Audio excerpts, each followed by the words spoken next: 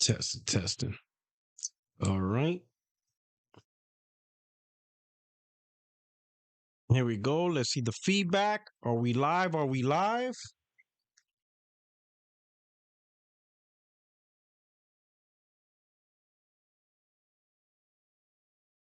Not yet. I'm still looking at the Let's see. thumbnail. Oh, here we go. Here we go. Here we Okay. So now we're doing it. We're good now. Yeah. Yeah. All right. Here we go. Welcome, my friends, my family, my fellow gamers. Your only friend in these YouTube streets, Porter Rock 77, with another episode of 60 Frames No Lag podcast, where we discuss various topics in gaming between PlayStation, Xbox, PC gaming. Well, technically, that's the same statement, but Nintendo and all that other good stuff, right? We just here having a good time. We just a couple of fellas, just hanging out, chit chatting, doing our thing, you know what I'm saying? Making some predictions, some conversations, keeping up with the latest gaming news and all that stuff. All right. We should be shortly joined, hopefully, by the rest of the crew. 84 Extreme comes through from Australia. Right. And then J Dub, he's probably in a meeting with Sony right now, finishing up his business segment and stuff like that. We'll see what else pops up. But anyway, thank you so much for rocking out with us, man. I hope you get to enjoy this episode. While you're here, if you don't mind, hit the like button and also share this out on your favorite social media platform, just to get the word out, to grow the family and stuff like that. Truly appreciate for that. And then also there's membership opportunities if you're so kind to join. But overall, I will say I just absolutely appreciate you guys just showing up and being here. That means the world to me, right? But of course, we got the crew here. We're gonna kick off with Craig, man. What's going on, my brother? Hey, how you doing? Just downloading the Death Stranding on the beach right now, available, playable in 6 days. It's pretty cool to see. Yeah. Okay. Yeah, Are you, yeah, are you, are you, all right. So are you looking forward to that? I mean, obviously you bought it, but yeah, like as soon yeah. as as soon as it goes live, you playing it? Um, yes and no. Because you Probably be going back not. you be going back to the damn college football, man. You be buying all these games Yeah, I mean, and you my just go back to offensive college line this football. year is yeah. This my offensive line this year is horrible. I cannot believe I can get. I recruited like the highest end offensive lineman. They all went like Auburn, Texas, Alabama. None came to the U, but I've won 3 out of 4 championships. I had back-to-back Heisman winners on defense, so I'm recruiting good. I got the number 1 defensive player in the country to come to the U. And but no, it's yeah. I mean, I'm finishing up This still a guy. blade, still This playing a guy. college football game. Of Killing course, that playing dog. the most woke game ever, Mind's Eye. Mind's Eye is the most woke game until Resident Evil 9 comes out. Then that'll be the wokest game ever made. So Oh and yeah. I'm playing both of them. So yeah, this enjoying it. I don't Death Stranding too. Yeah, I'm off the following Wednesday. I'm off on the 25th. So yeah, I should be able to play it around noon on the 25th. Okay. Noonish. All right. All Learning right. the new All right, my mechanics and brother. And everything. and then ho ho ho, we got the judge, aka the brain. What is going on, my brother? He all smiles, he got the camera on. He's like, he ready to war with the chat. Hey, Aaron, hey Aaron, Chuckneck, go ahead and start some shit. He gonna be up in the chat. He gonna give you that smoke. Don't start with no bullshit. He has the camera on. He ready. The brain is ready. What is going on, my brother? This you ready? Man, When he yo, got the I'm camera good. I'm on, good. he ready. That's what he means. I'm good. I'm good. You know what's funny? What's up? My real name is actually Aaron. So whenever I see Aaron shit, and I used to go Oh, to and I used to live in Pittsburgh when I used to go to Pitt. That's the reason why I don't fuck with him. It's just because of the fact that he got the same name as me, and I know he probably from oh, Pittsburgh. Aaron, y'all Oh lucky. You hear man. that? We call no. His name is Aaron. You Aaron. He's Aaron. That's weird. That's how we're gonna do it. That's how we set. That's how we set to do. Okay. But He's I'm good. Aaron. I'm good. Actually, my son he just graduated from elementary school earlier today. Actually, and we Mm. had the cookout, but I'm Oh, taking a he's break going from the to middle cookout. 'Cause I've school. been yeah. I'm taking a break. I'm Oh, taking a break from the that's where it celebrations begins. Yeah. because I've been cooking on the grill all day. So man, I need Okay. a break. I started going back to the gym. I always been working out, but I started going back to the gym because Good. I need to improve. I can't plateau any longer.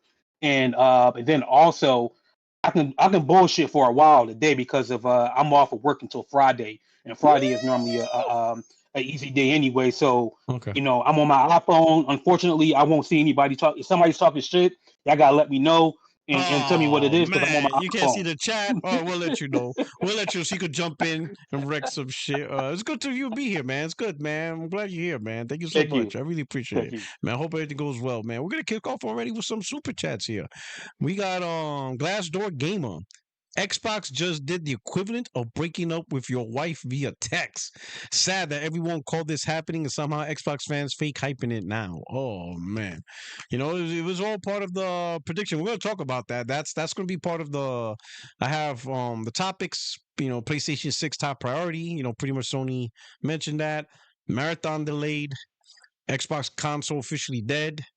And then also FF16 flops on Xbox. And there's probably some more topics because a lot of happened. A lot of stuff happened, right? Shout out to Glassdoor. Thank you so much for super chat. We got Brandon Holiday style. Hey, did you play Holiday yet, Craig? Or you still No, I ducking?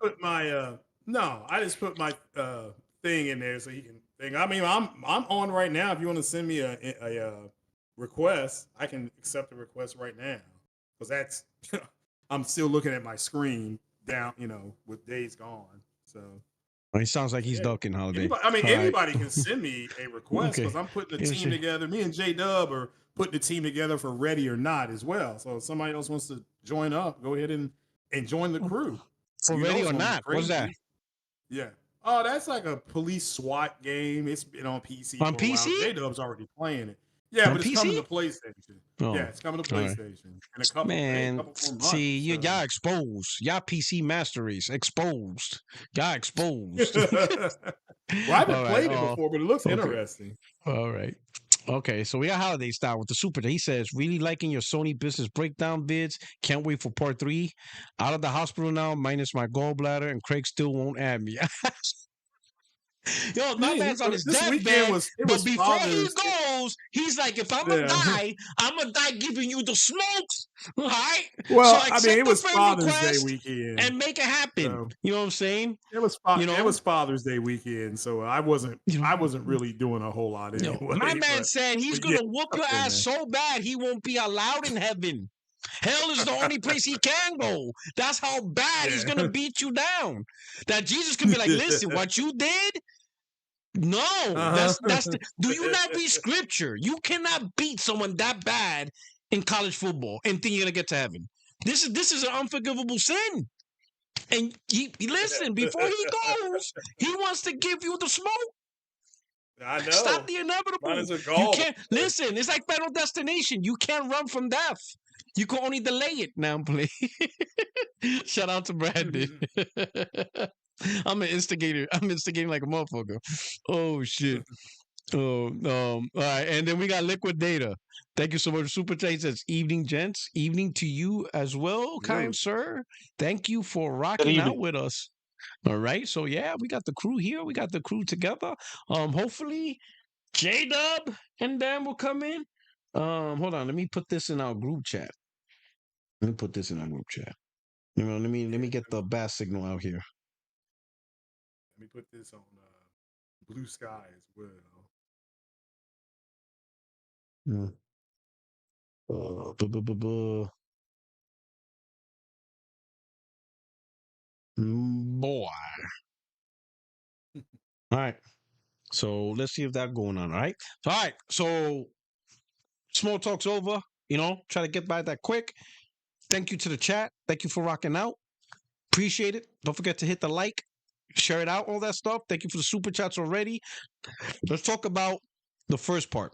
PS6 top priority. Have you guys got a chance or even looked into the Sony business segment that Sony hosted, released really I Mm-hmm. haven't. a couple of I days I did. ago? haven't. You did, so Yeah, you I have it. watched All right, so I'll catch you up. So that. Sony, Stop. yeah, so Stop Sony it. released their business segment. I did 2 videos on it. So far, part 1, part 2. Check it out if you want the breakdown. But the topic I want to talk about is something that they really my part 3 is going to talk about it because it was their fireside chat, right? So they released a video which was the presentation, right? And the presentation was broken into 2 parts. the platform, which they say is the PlayStation, and then the first party business, which is the games, right? So what I did was, instead of doing one video talking the whole thing because it was kind of long, well, it wasn't really long, but with conversations and comments, it could take long. I split the video into parts. So part one was specifically the platform side, and then when they cut over to Herman Halls with the PlayStation side, that's part two. Part three that's coming up is going to be talking about the fireside chat. So they had a fireside chat where they're on the couch, supposed to be casual conversation. It was scripted. You can tell. You could tell they kept looking at the screen. You could tell the way, like you can tell when they're reading from a teleprompter versus someone knowing the information and they just naturally are able to answer the questions and talk about it, right? You can really tell, right? And I'm not saying that was wrong, but what that tells me is it was more for the investors, and they want to make sure they say the right words that keeps investors happy, right? So that's just how it is. I'm not going to say, because I've seen presentations like that, where people talk off the teleprompter. So it doesn't feel organic. It feels scripted. It is. So they wanted to make sure, and I guarantee it was rehearsed.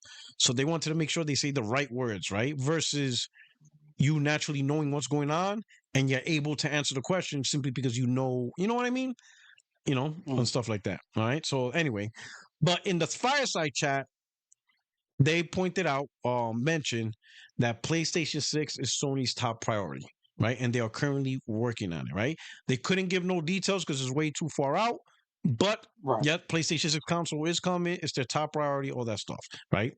The reason why I want to talk about this is we've seen, conversations from everybody talking about, gaming's changing, the industry's changing, code word for Xbox is changing. We have to make excuses for Xbox instead of just being real on the brand. But industry changing, whatever. Yeah, you know how it is. Sony's going to do the same thing. Consoles are dying. It's all about cloud and PC and stuff like that. Well, Sony said, nah, we are making we are making a PlayStation 6. They also alluded, there was also conversations talking about, what do they think of Microsoft's multi-platform strategy, moving away from consoles and putting games everywhere, especially on PlayStation. They in the fireside chat, Sony exec said that's great for Microsoft. That's great for them, but that's not something we're doing. There's no need for us to pivot in that direction. So they did two things. Their top priority is a PlayStation 6, and they're not pivoting to what Microsoft's doing, right? So now that we have definitive information from Sony, at least for next generation, I'll start with you, the brain. What do you think with Sony confirming, I ain't confirming, letting the audience know outright, hey, PlayStation 6 is coming. It's a console. This is our platform. And while what Microsoft is doing, sure, it's fine. It's great. But that's not our thing. And there's no reason for us to do that. How does that, as a fan of PlayStation, what does that speaks to you? Well, number one, I think it's great that they're just confirming what we thought. I'm on the phone. Stop. I think it's great that they're just reconfirming what we had already, what is to be expected of Sony. I mean, if PlayStation is their bread and butter or their main moneymaker, then hey, that's exactly how the way things are supposed to be. And then secondly, because it's coming directly from Sony, there's nobody else that should be able to spin this. No other podcaster. Matter of fact, no one outside of Sony should be able to spin this. Period. Even if it was an employee or a developer or an engineer, they shouldn't even be able to spin this. So so to me, I think it's absolutely great as far as us being, for anybody that likes PlayStation as a brand and who's a consumer of PlayStation. And that's pretty much it. I mean, I don't think there's anything more that I can say to that. And then also for them to say that that's great for Microsoft, I don't know if that's them being professional or or they genuinely feel that way as far as, hey, that's good for Microsoft to go third party. But honestly, do we really think that, or do we really think that Sony actually thinks that that's really good for Microsoft to go third party? I mean, that was their competition, and at one point in time, back during the seventh generation, Xbox was truly competition to them based on some faults that Sony dropping the ball, as far as being arrogant, so to speak. I don't think, honestly, if you were to ask my opinion as to, do I think that they actually think that it's good that Microsoft is going third party? And as far as their strategy, honestly, I don't think it's I don't think they truly felt that way. I just think that's just them being professional, saying, "Hey, whatever they got to do to, to stay afloat as a business, then that's what they need to do." But as far as Sony, I'm glad that Sony is just, is having tunnel vision, concentrating on what they need to do for PlayStation 6 as far as what the fans want and potentially bringing in new, new fans. But whatever the PlayStation 6 may be, and you already hit the nail on the head, it's too early to tell because of the fact that, matter of fact, I'm glad they didn't say anything about it because of the moment. No reason If to. they would have said even a iota of anything about PlayStation 6, number one, it would have been too early, and then two, it could have potentially took away any momentum that PlayStation 5 Pro and even still the PlayStation 5 currently has. So as far as I'm concerned, how the way that PlayStation handled it, based on what you told me, hey, it's nothing more that I can say. It's great. Bottom line. Yeah, because you don't want to give it too much information because it gives the impression that the console may be coming out sooner than expected. And you know a lot of grifters and stuff like that and stuff. All right, we're gonna move over to Craig and That's true. That's true. shit, the man said, "Fuck Boy, it, we putting cameras boy, out today." we And in here. listen, We and there's a in reason here. for this. There's a reason for this, right? Because Absolutely. technically, Absolutely. and we're gonna talk about this, but technically, we gotta mark June 17th as the official day Xbox consoles died. But we're Xbox gonna address that. died. Rest That's in a topic. peace. That's a topic later on. We're gonna address that. But right now, Craig, Facts. so you saw the business Yeah. segment. How do you feel Yeah. specifically with Sony outright telling everybody PlayStation 6 is a priority, PlayStation is our platform, and yes, we recognize what Microsoft is doing, and it's great for them, but that's not what we're doing, and there's no reason for us to do that. What does that, you as a PlayStation gamer, what does that say for you? It says exactly why I was telling people. Yo, that freeze frame is crazy for J-Dub. Yo, that shit is wild. Oh man, I don't think. Yo, that freeze frame, on, that coach. Yo, they're gonna clip that one, J-Dub. they caught me slipping. Oh, they Yeah. did. yeah. They got It's- but it just means what I have been saying is, I'm like, look, you all are saying they're going day and day, and that's what I love with MBG. So shout out to MBG when he put his tweet up, and I loved what he said, and it was for the last year, people have been saying Sony's going to go day and date, and they literally came out and said that's not what we're doing. Like you just said, Porter Rock, hey, we're not doing that. That's fine for them, good for them. That's nothing wrong with that, but that's not going to, they've seen what going day and date has done. It's led Microsoft to get rid of consoles. Sony doesn't want to do that, so they're staying away from that. Even though that is up there, even though they said it right into the camera on not one occasion, not two, but 3 occasions, they are still online. There are people still online saying, oh no, they're eventually going to do it. But because they live in it's weird. Like my grammar teacher would say they're living in a future past tense. So it would be like me saying, well, you know what?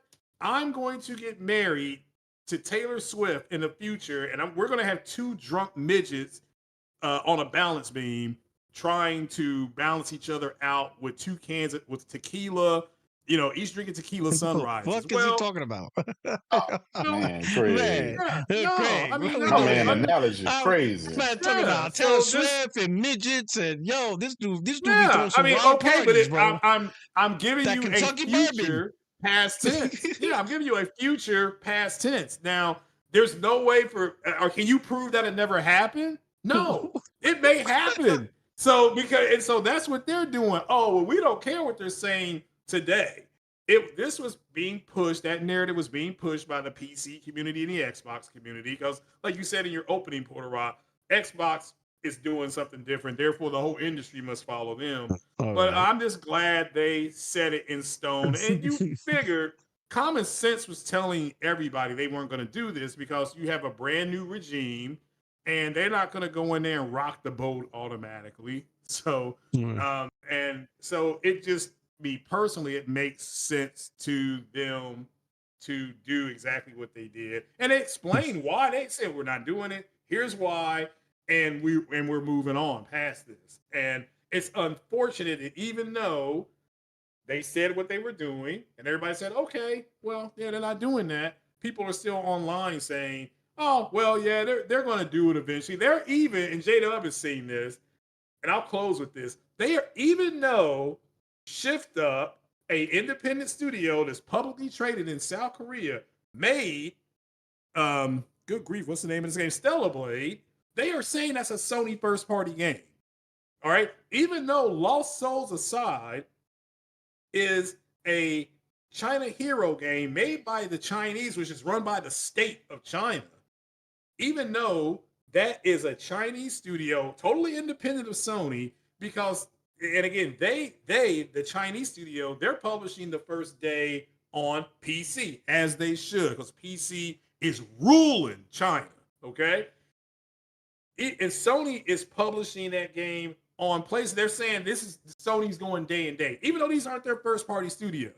Even I literally used the AI on first time I used AI to do something like that, and the Gronk AI called bullshit on them as well. So, but they're so desperate to say that Sony is doing day and date. They're even now hitching it to games that aren't even Sony studio games. It is effed up what these guys are doing. So, All but right. I'm glad the truth is out. All right, so pretty much what I got out of that, my man has a fetish for Taylor Swift and 2 midgets. All right, we got J Dub, J Dub, my brother. Who's good, We got my all the brother? I don't know Oh, what it is man. today. We got all the cameras on. This is like the Yeah, Brady hey, Bunch. we You got know what I'm you. saying? This is the ghetto Absolutely. bunch, We gotta right? break them. Facts. You know what I'm saying? Where the What baby about mamas that at? vocation? Where the What baby about mamas at with the vocation? 30 kids? You know what I'm saying? Taylor I'd be like, Swift that and ain't my 2 kid. midgets. That's their Yeah, kids. two Trump. Man. That ain't my kid. Yeah. That's My his brother, kid. The my brother dude Ian from with the Australia. snuggie. That's his babies. Yeah, yeah. Oh man. All right. Oh Hey Jay, man. though, welcome up. What's up? Are you traveling? Are you in a hotel? Is that your office? I'm traveling, man. Hey, man. I You know, know I I'm can in tell. Indiana, man. The Pacers game. You know what Indiana. I'm saying? Oh shit. yeah. You know. Indiana. Yeah, Better I'm in watch it, man. Indianapolis here. Yeah. Oh, Hey, man. They Indiana. got the finals. Don't be walking out at night. You know what I'm saying? It's sundown town. Now I'm lying. They know Oh, what time it man. is. They know what time it is when J Dub in They the know what house. it You know what I'm saying? is. I slang some damn Xboxes at their ass. They don't want none of me. There's a lot. There's a lot to spend. There's a lot to go around. I gotta use it for Right. something. But Listen, all right. Hey, so the my topic real quick. opinion. The Yeah. topic real quick, just to make sure you Mhm. on it. So Sony mentioned PlayStation 6 is a top priority. They talked about, they directly asked them how they felt about Microsoft's strategy moving away from consoles and going third party. And Sony's reply was, hey, that's great for them, but that's not us. Yeah. There's no reason for us to pivot. And then on top of that, PlayStation 6 is top priority. So you, as a person who enjoys PlayStation, right, directly from the 2 top dogs, not Destin Laguerre or anybody else, the 2 top dogs, you as a PlayStation gamer, how Yep. does that resonate with you? Hey, that's music to my ears, brother. That's all I wanted to hear. They basically saying we finna double down on what we do best, and that's fucking be number one and be the best. Everybody else can pivot, run the handhelds, run the PC, and do what the fuck they want. But we're gonna double down on these profits and these revenues and these games and this hardware, and we're gonna do what we do. And they got the big pans, they got the Tims on, and they stumping they shit, they popping they shit. That's what the fuck I want to see. Right? Oh. There's no question about it. No. Whether we gonna get a PS6, right? We just found out today. Xbox ain't getting no new. They Xbox is goddamn Alienware, fucking PC, a tower PC. You know what I'm saying?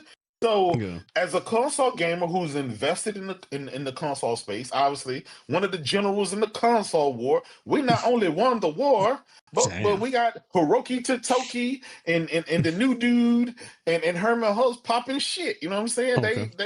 They doing what they need to do. And I agree. I do agree with Craig on this. Is that a lot of the dudes that were hoping and praying that they would announce day and date on PC and all that goofy shit. Like, listen, let's face it, Porter Rock. The console war was over the moment Xbox started putting its games on PlayStation. Can we all agree with that, right? Can we agree that was the end of the... Okay, now that we agree that was the end of the console war and it's over, right? There's no overtime and nothing like that. It's over. Now, the Xbox dudes are looking for ways to reinvent life back into the console war to make it seem like they didn't take the L for 4 generations straight. But the fact that, hey, we now because we bought a PC, we're gonna buy a PC, and because some of your games on PC, technically we won the console war. And I'm like, we're not playing that shit. That's mental illness going on, right? We don't deal with mental illness. We deal with facts and figures, stats and numbers. And um shout out to you for doing the segment. Hey, Brain, can you mute your mic real quick? Just for one Yeah, my second. fault. All right, no problem. Yeah. So shout out to you for actually doing the little trilogy that you did, the videos you've been doing, and you've been documenting this. Mhm. This not only puts an end to all the crazy nonsense that these guys are trying to spill, right, and spin into what Herman Holtz and what the new CEO said and stuff like. Because the first thing they start doing is trying to spin shit.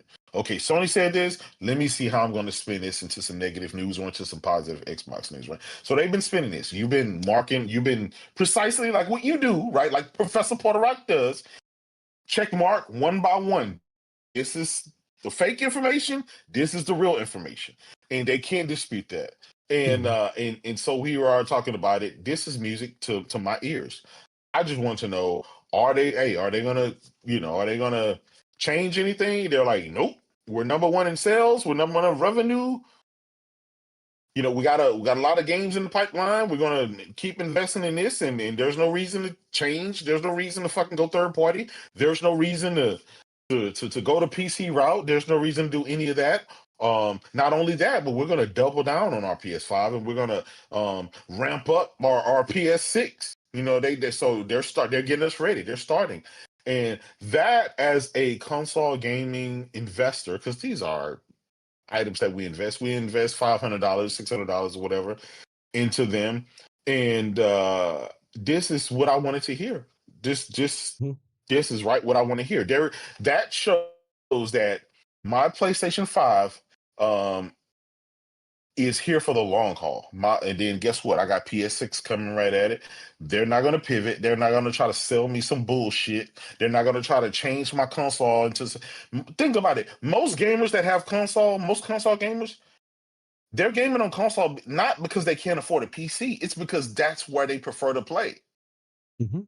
But at this point, right? Nintendo found it very hard to compete with Sony in the console space, so they transitioned to the handheld where they thrive.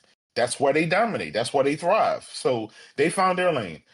And now Xbox is trying to find its lane. And its lane it thinks is in the PC world. And so it's trying to transition its gamers over to the PC.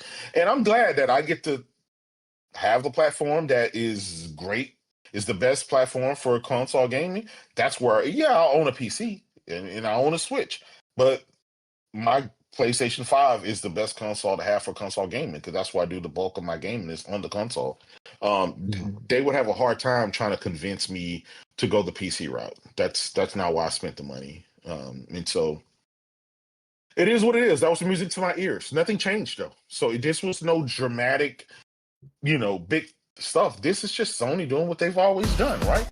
Double down on games, double down on hardware. Matter of fact, Sony gave us more hardware this generation than any generation ever, right? We got the VR2, the Portal, the DualSense Edge, and the Pro and all kind of shit, right? And then we get the fight stick. Yeah. We got a damn fight stick. And guess what? They're probably going to give us even more hardware for the end of the generation. We got the earbuds, we got the in-zone TVs, we got the headsets, they have thoroughly invested in PlayStation 5 and they're doubling and tripling down on it. And that lets me know that they're sure of themselves in the gaming market, in the gaming space.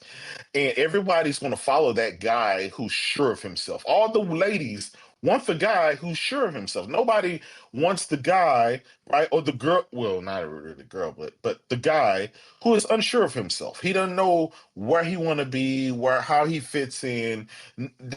That's Xbox trying to find a place to fit in. It doesn't know if it want to be a console. It doesn't know if it want to be a PC. It doesn't know if it wants to be an app. It doesn't know if it want to be a service, or it doesn't know. And so that's why the gamers just say, you know what, fuck this. I'm just go give me a PlayStation, something that's sure of itself, and move on with life. And that's just it is what it is.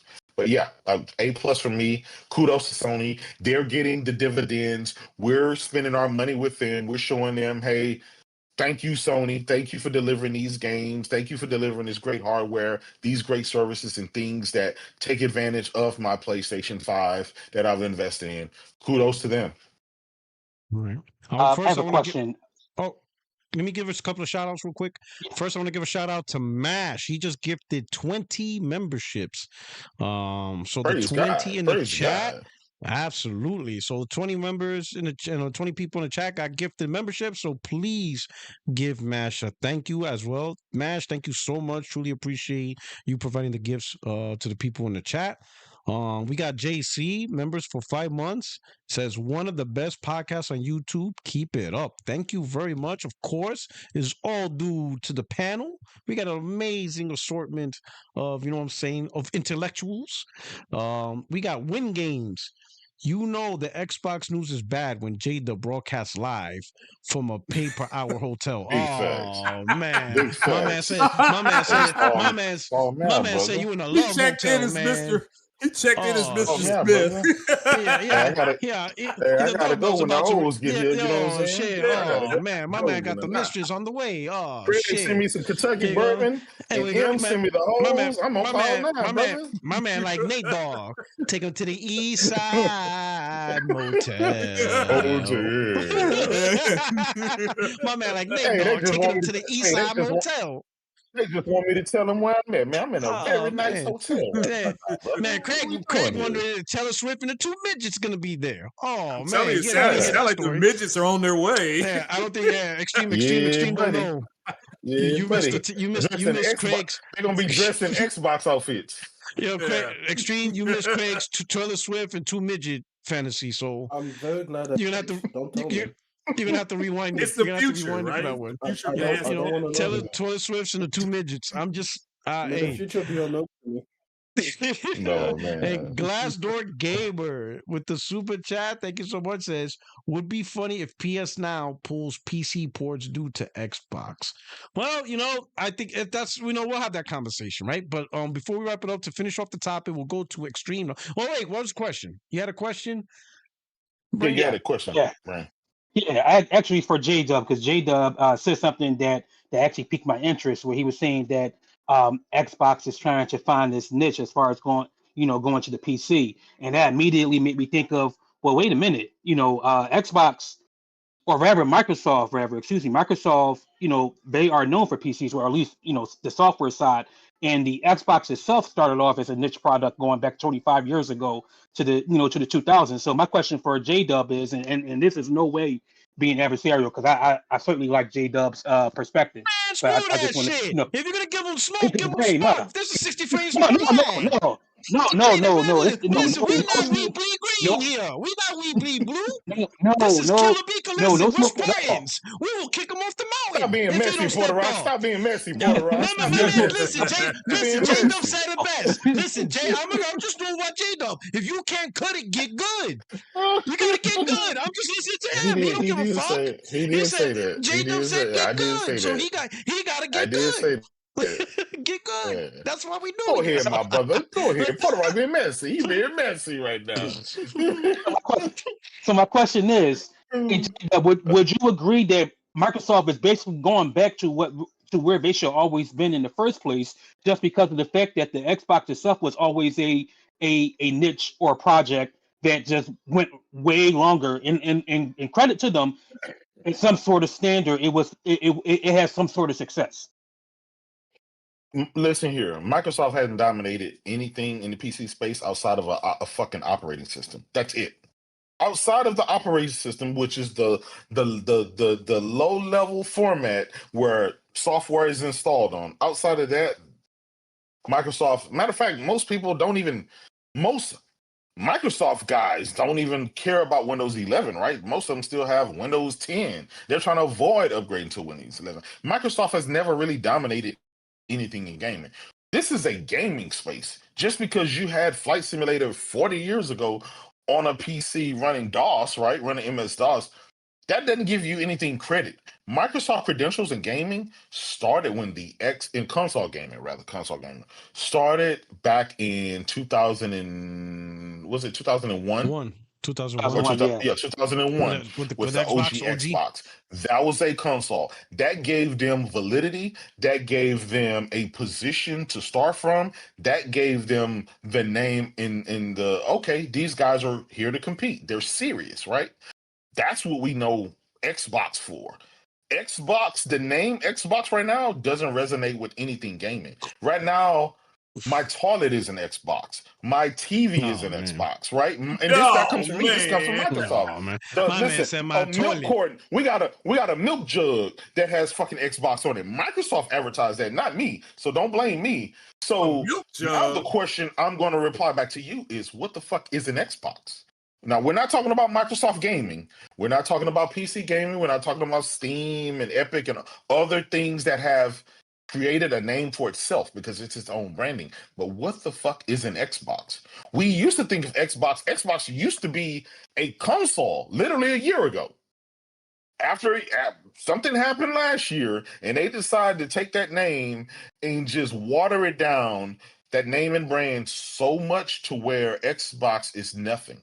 You either stand for something or you fall for nothing. And right now, they're trying to convince you, right, a console gamer, that the console is no longer an Xbox. They're trying to convince you now that a Rogue Ally, the same one that you had 5 years ago, 4 years ago, is your Xbox. They trying to convince you that your Alienware and your Lenovo gaming rig is an Xbox, right? I hate to say it, but like we're grown men, we're grown people here, right? It would be hard for your wife to convince you that another man coming into your house is not another man. That's a girlfriend. That's just that's a female. It's going to be hard for her to convince you that that's not Jim. That's Tammy, right? You're Hey, gonna be like, they're what gonna the be like, fuck? Like, oh It's what a kind of no, he's platonic mind friend. gay. games you It's a playing? platonic friend. No, It's a no, platonic friend. he's my gay We're best not friend. Yeah, it's a exactly. We're not platonic. playing It's that platonic. shit. So why, if we don't play that shit It's a with a platonic woman relationship. with your girl telling you that, why would we That's my take gay that with best them friend. fucking looking at they looking at you straight in the You, eyeballs and gonna tell you your gaming you're PC that so you're on right jealous. now Stop being is a jealous. fucking Nothing's Xbox. happening. You know what I'm saying? All right. Like, I wasn't born You're yesterday. saying these are transgender That's my gamers? yoga. They're That's trying my to yoga change. They're Oh instructor. trying to change the man. gender. They're trying to Yes, change they're their trying to change the gender. gender. They're trying to change the gender. That's my They're yoga telling you instructor. they're telling you your console that you loved and adored and spent all of this money on, the world's It most powerful console identifies. at a point in time. Your It PC identifies identifies as as an a Oh fucking god. Xbox. Yeah, exactly. that's what I'm trying to Exactly. say. It has gender Oh man. identity. I see you. Are, I Yeah. see you, are we J-Dub. really are we Oh really man. that vulnerable, right? That we're willing to accept that? Like why we can't call bullshit? Microsoft, just tell the gamers straight up, listen, we're getting out of the console business, but we're gonna embrace the PC side.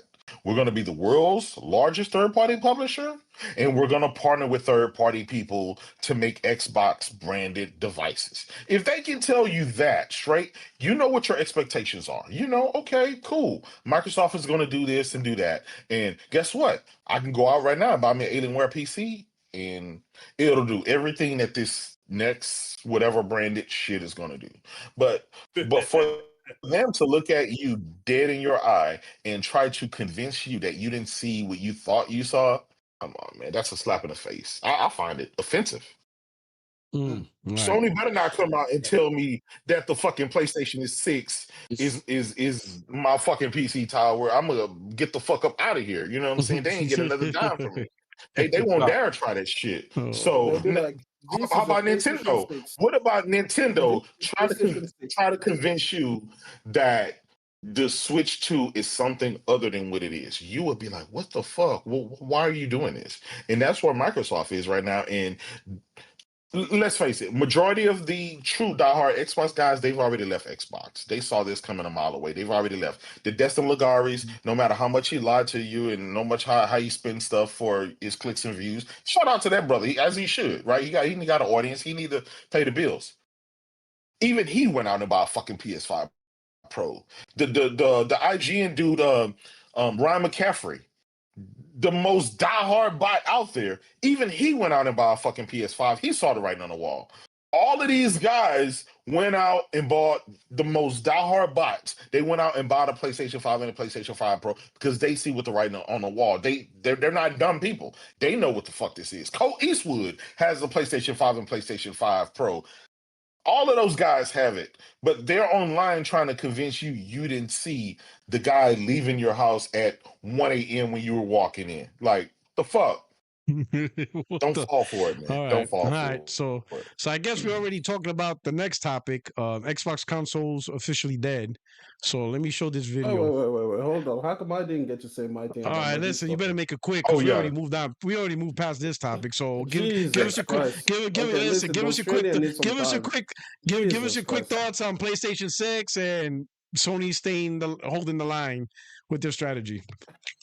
What I liked is the fact that they said, if they like it, we love it. It's great. If they like it, we love it. Bingo. They were like, this Bingo. guy, like, do you think this is good for us ultimately? Guys, like, fuck yeah. Like, do you not know what we do here? Yes, this is great. Yes. And But they were we're not like, doing what that. about you? It was like, No, "Huh? like what? Yeah. What? Multi-platform? Never heard of it. What? Like, yo. Hey, that was right All up my right, there alley, we go. man. That was quick. All right, there you go. He like it. If you like it, I love it. All right, let's go listen to Sarah Bond.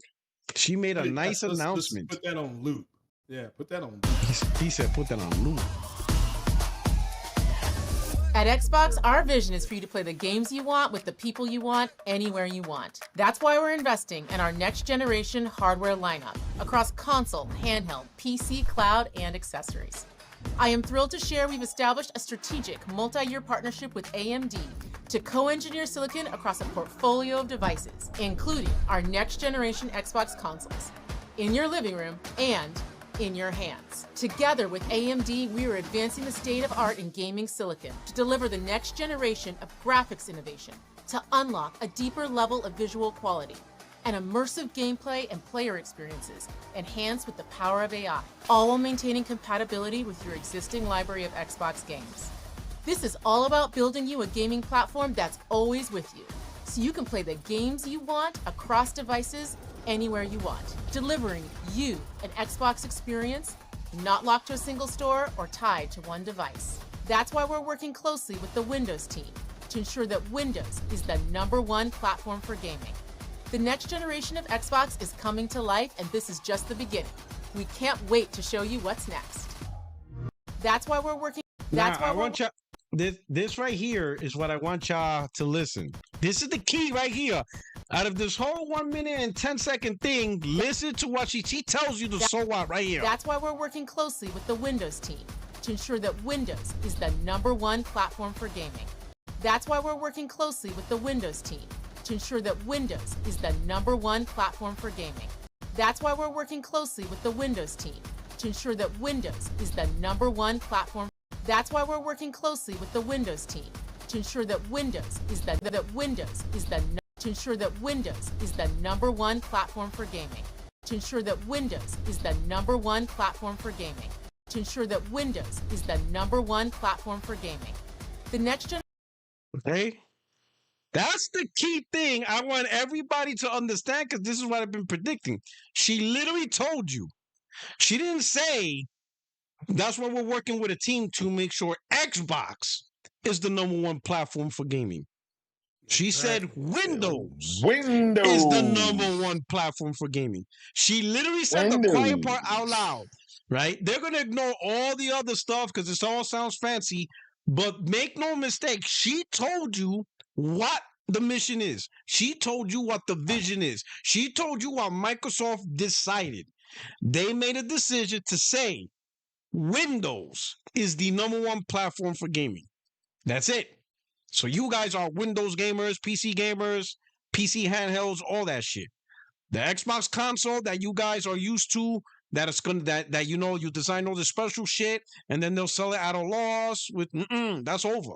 They're gonna sell you pre-built PCs, and they're just gonna slap the word Xbox, and then you're gonna have everybody say, "Oh, this is Xbox, this is Xbox," and that's what's gonna happen, right? But what's gonna get funny is, I can't wait to me personally. I can't wait till they release these devices because that's when the wake up call is happening, right? Because then all of a sudden, a lot of these guys are hyping this stuff, right? They're hyping it, thinking in their mind they're gonna get a console. So what happens when you get a console? Oh, you'll get something that's $500, $600, maybe $700, great hardware, right? Because they settle out of loss, so you're gonna get powerful hardware around $600, whatever, and boom, that's your console. Boy, when they see that motherfucker drop for 1100, and they're gonna be like, "What the fuck, 1100?" And then when they see the specs, they're like, "Wait a minute, this is PC specs. There's like low end models, and then like higher tier models for like 1500. If these guys think they're gonna get like $600 pre-built PCs running Windows, they are bugging. They don't know what's coming, bro. Dudes that won't even buy the Xbox Series X for 500, because half of the Xbox Exactly. gamers bought the Series S for 300. You think these cats are gonna jump from $300 to like 11, 12, 1500? Oh man, the rude Nope. awakening is coming, bro. The rude awakening is coming. Exactly. But I always say this. I made videos, we all talked about this. Xbox actual console business, the actual console, designing consoles, is too costly for Microsoft for something that people aren't buying. And because they're not buying it, they can't really create the storefront, the marketplace, to where they get people to buy everything. You know, all the games, the subscription services, play Fortnites, Maddens. You know, they're not building that market. And also the fact that Xbox is also limited, they're in less places around the world than ever before. They're just not sold in a lot of places. They're not selling much in the US. They're not establishing that market. Third party is the way to go. But they don't want to actually go straight up like Sega and say, "Oh, we don't want hardware outright." So this is the next best thing. They're going to use the Windows operating system, which is something they already have, and they're just going to use third party, right, to build pre-built PCs. And just like the Asus ROG Ally, devices that already exist, they're just going to slap the name Xbox on it, you know, and that's it. It's easy for them. Now, those hardware manufacturers, right, whoever gets involved in this to build these PCs, right, they're the ones that absorb the risk of selling hardware. But they do that anyway Yeah. because they sell PC gaming PCs anyway. So it's nothing to them. Anyway, So to them, if they're getting the branding on something they would be building anyway. So they slap on Yeah. Xbox, boom, sell it to people. You already have Xbox fans and Xbox whatever. They're hyping this up. But D-Day will come when these consoles, you know, these Xbox branded consoles, right? You know, when they're really PCs, when these things come out and they notice the price, they're like, wait a minute, this thing's $1,200? And then they look at the specs. The first group, I'm gonna tell you, besides PlayStation gamers laughing, I guarantee the first group that will really gonna crush them is actually gonna be the PC gamers. You think that? Listen, this is my prediction. You guys think it's gonna be we're gonna laugh, but the guys are going to kill. Listen, you thought trying to build a PC more powerful than a Pro was out there? Oh, you have seen nothing yet. Because Microsoft's going to be selling these overpriced pre-built PCs, and those PC gamers, they're going to kill y'all. They're going to be like, why the hell will you buy this pre-built PC for $1,500 just because it has the word Xbox when I can build you one for $900? Check the specs. Oh, man. I'm telling you, it's not going to be the PlayStation gamers. The PC gamers, they're going to kill these products. Kill them. Porter Rock, what happens, right? And I'm not saying it's going to happen, but what happens if that new Xbox PC, right, when the PS6 drops, and if some kind of way the games run better and look better on the PS6? Because think about it. Those PCs are not going to be optimized, right? They're not going to be optimized. That's why PS6 is going to, it's not even optimization. And then the low spec, a lot of them are probably going to have. It's not even that, because I told you know, when I had Doc Dark on the live on Saturday, I told them a brand new $700 PlayStation 6 is going to outperform a $900 new Xbox PC. He didn't understand what I was talking about. I don't think he still fully understood what I was talking about. You see, when this new Xbox console comes out, right? It's a PC. They have whoever makes it. Let's say it's Asus again, right? This is Asus. Yeah. And Asus makes this, you know, pre-built device. Asus has to sell it for profit. So a $900 Xbox gaming device actually costs them around $700 to 400, build. probably Maybe cheaper. maybe Yeah, four, yeah, depending how yeah, big they want the profit margin. If they want at yeah, least $200 per console sold, $700 the most they can go to build. That means the yeah. CPU, the Then, GPU, all that stuff. Sony's the yeah, opposite. If they're gonna sell, let's say $700 for a PlayStation 6, that console's probably around $850 to $900 to build. yeah. They And keep in mind, subsidize it. Yeah, this is $900 that they pay. So they're gonna get the best possible hardware that they get from AMD. They're gonna put it together with all the other stuff, and they're gonna sell it to us for $700, resulting in a loss for every sale. But then over time, with their yeah. manufacturing processes, they get the cost down, they break even The after a cost on it. year, Yeah, and then a little past of a year, like within a year, like within 18 months to 2 years, they start making profit. But that's just because they're continuously trying to make the product cheaper through manufacturing stuff, right? yeah, So you got brand new Xbox gaming device, $900 versus brand new PlayStation 6 for $700. When Digital Foundry does a comparison, the PlayStation is going to outperform that 900 because that 900 doesn't have the hardware. Because remember, it has cheaper hardware built in for $600. The ones that would outperform the PlayStation 6, they're going to cost like $1,500, $1,700, $1,800. Those are the machines that's going to have the better spec. yeah, But those dudes who are used to paying $300 to $500, they're not going to jump to $1,800. They're not going to go from yeah, buying a $300 Series S or even a $500 Series X to a damn $1,800 thing. They're just not yeah. going to do it. They're going to be like, wait a minute, this is ridiculous. Most of them just not going to Yeah. do it, especially Well, if let me because ask you this: Mhm. the PC rig that you have, the PC rig that Craig have, the one I Well, I have, have the a one M laptop. have, right? I have a laptop. Well, okay. You are even Yeah. still, I got the gaming laptop. it's I got a still, Nitro 5. yeah, it's still a game. It's Me dog too, shit. right? It's dog shit. Yeah, yeah, but still, right? What's going to make a Xbox branded PC better than any PC that you can get off the shelf now? I'm in the That's Alienware ecosystem, right? So I got the Alienware desktop, whatever the gaming rig, as well as the Alienware top of the line laptop, the M18 or whatever with the 4090 and stuff in it. What's going to make, besides the Xbox sticker, what's going to make it any different? That's what's gonna be. That's the beauty about it. That can go, everything that Microsoft is talking about can already and has been done on PCs for decades. That's How the are beauty. they able to crumble this shit up and There sell is it no to these guys? difference. And these guys like, oh my god, They already did, but here's the thing. They already did it though. But they PlayStation already did it. games on my Xbox, and it's like, Dog, but they already bro, did it's the it fucking with the PC. handheld. They already did it. What's the difference in the Rogue Ally X that they're about to launch? Yeah, They even you're right. said the updates coming Yeah. to every PC handheld. It's coming to, yeah, absolutely. Whether it's Legion absolutely. Go, MSI Claw, Yep. what you currently own, they already Yep. convinced them. But this is why I'm waiting to see when these, consoles, quote unquote, come out. Yeah. I want to see the PC community's reaction because I guarantee those specs, what they're going to deliver, the cost is this going to be Dog overpriced. shit. They're going to be It's gonna be dog overpriced. shit. Even if it is great specs, in fact, the better the specs, the more overpriced it's going to The be. better. And I'm Yes. just going to wait. I'm just going to look at the PC gamers and going to be like, hey, you guys were all about, don't buy that. Yep. I want to see if you're going Yep. to do that for this round. And I guarantee a lot of them are going to be like, yo, this overpriced piece of shit, I could build you a $900 PC with the same specs. That's what I'm waiting for. I am waiting for. I better when see they- Destin Legary with that same energy. all that. same Linus- fucking Linus energy. You Tech better have that Tips. same energy. We watching you, bro. Yep. Linus Tech Tips. Yep.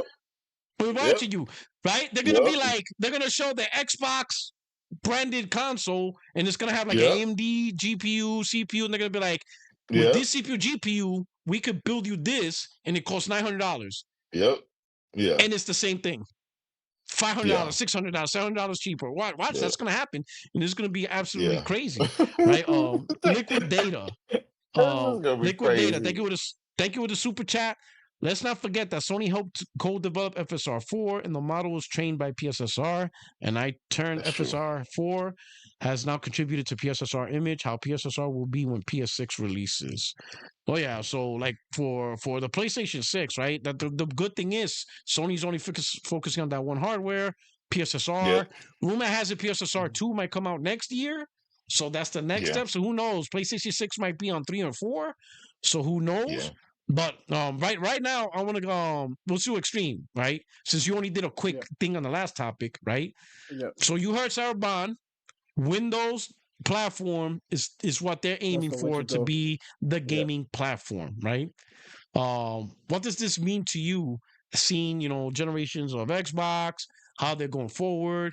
How do you think the Xbox community, not the fanboys that cheer for anything, right? We always see that, but the actual console gamer that it's 2025. If they really wanted to play on an $1,800 PC, they would have just done it already to play PlayStation Yeah. games, to get access to Steam, but they're not there. They're not doing it. They're nowhere near doing that, right? So, what do you think about this whole situation? And do you think Microsoft just really, really, what you call it, made their like they really done with the hardware? Like what I mean by that, this is the final nail. Like they created niche products. Yeah, that's a better way. Do you think this branded stuff is pretty much just niche products for very few people? Like no one's really gonna be jumping at the chance to buy this stuff. Well, first of all, I'm going to take my flowers because I know that you've been saying this thing for a long time, but I preceded you. As J-Dub will know, I was one of the first to say they're going to go to different manufacturers to Mhm. go and make the next generation of Xbox. Here's the thing. I've always believed that they're not going to let go of their living room spot. It's just too important, right? Now, this Windows pivot is interesting, but I think it's going to spell the end for the Xbox in any console form, no matter whose manufacturer makes it. Windows is garbaggio, okay? It is dog shit, all right? That garbaggio is the formal term for that, by the way, because what you need to understand is that Windows hogs resources away from what you need from gaming. It's interesting because I was looking into the first Xbox One and how they did it because every Xbox has been a modified version of Windows. But in Mhm. the Xbox One, what was interesting is that Mhm. when you will launch a game, the system UI would unload itself from the console in order to give you more resources. And then when you take out the game, it will load itself back up again. So that is how much like Windows was, so detrimental. They were like, no, no, no, no, no. When it's time to game, go away, move out of the room so that we can actually not have you running in the background. So I think it's going to spell a disaster. Now, what you've said most, I think, poignantly is the experience for the user at the end of the day. Because what I always say today is to people like, it doesn't matter what happens in the world. What I want to know is the price at the pump. Like when I go to fill up my car, how much is that costing me right then and there? I don't care if it's a war with Iran or Israel or anything else that could be going on in the world. Okay. I don't visit those geographical locations and I don't always have the time to learn about every single industry and understand, oh, these speakers cost this much because of this. That fuel price is higher because of this. Electricity is going up because of this. Oh, water, like, bro, we have a limited bandwidth of things we can care about.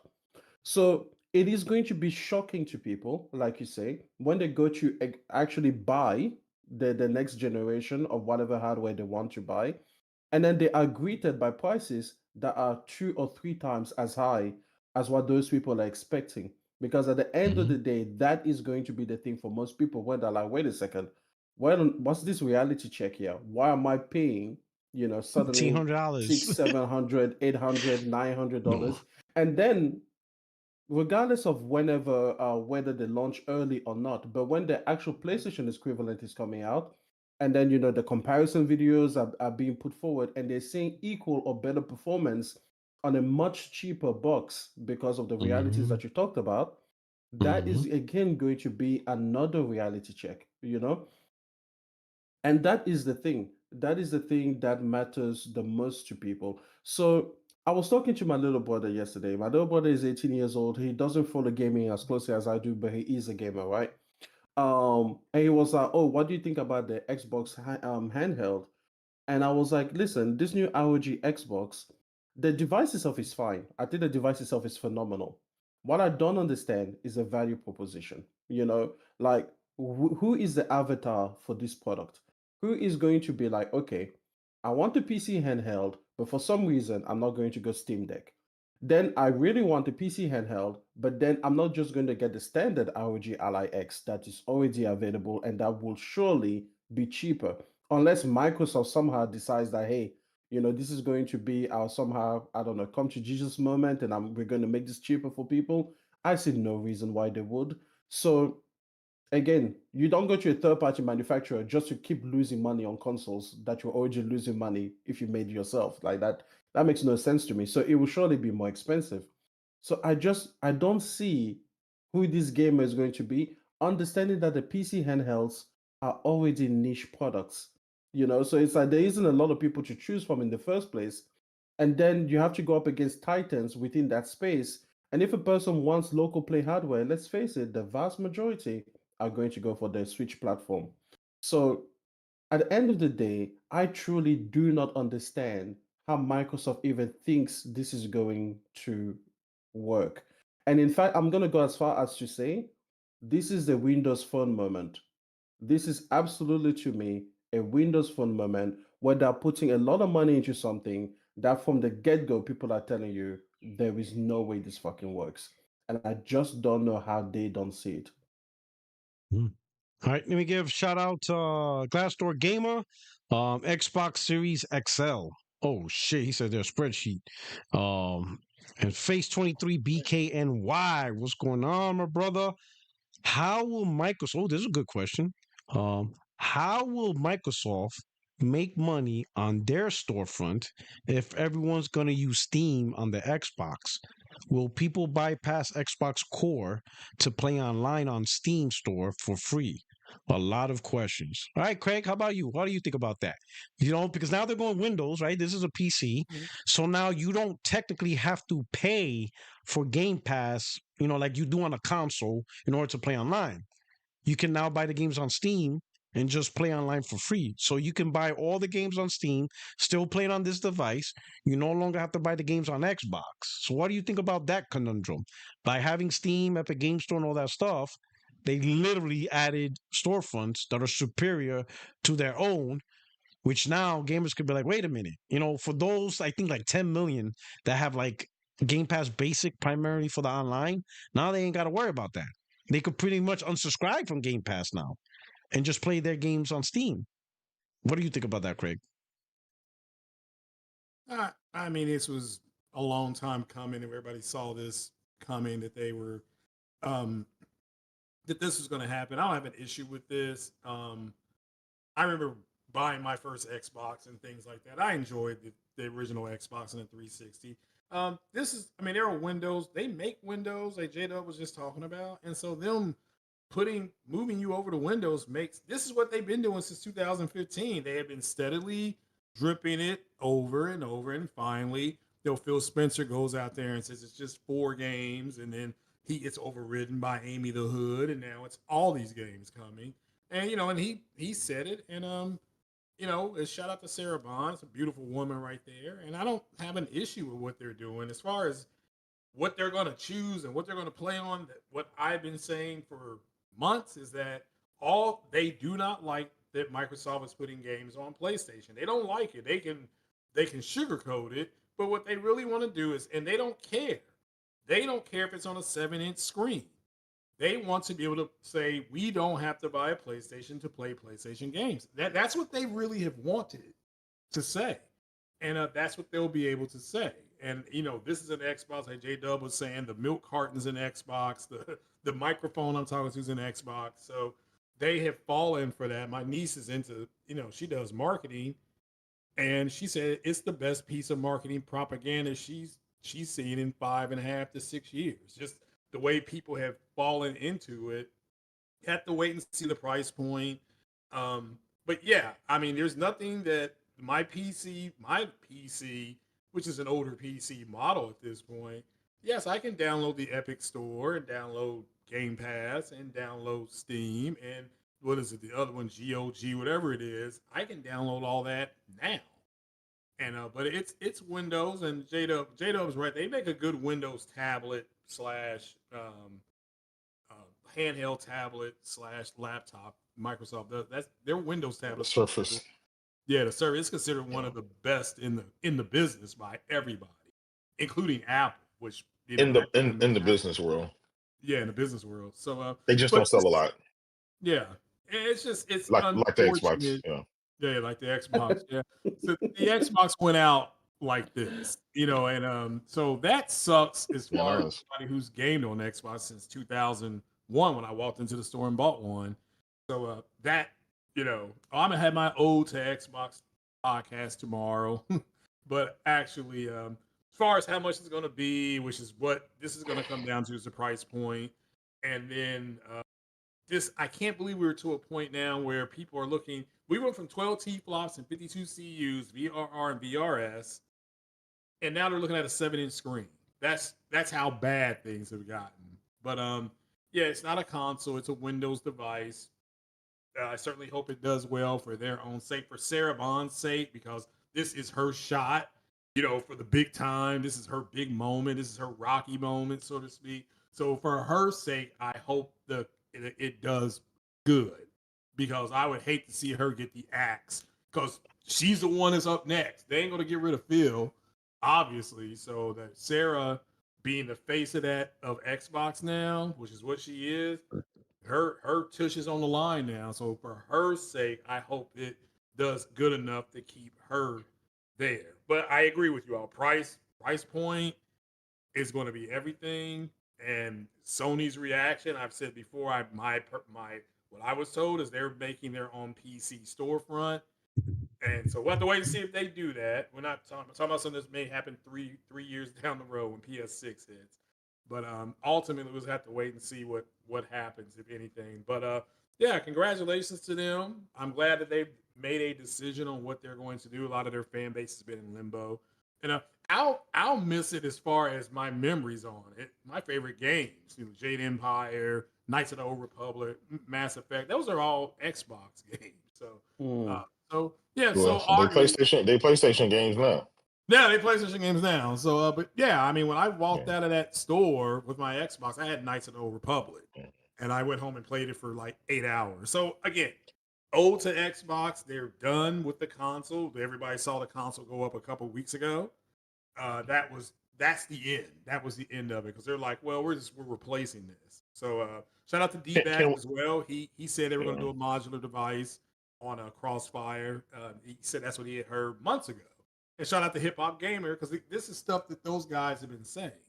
And so Can, it's going to be cool to see how they do it. That remaster engine is coming that a Hip Hop Gamer showed. So, and it's going to work on all devices, not just PlayStation.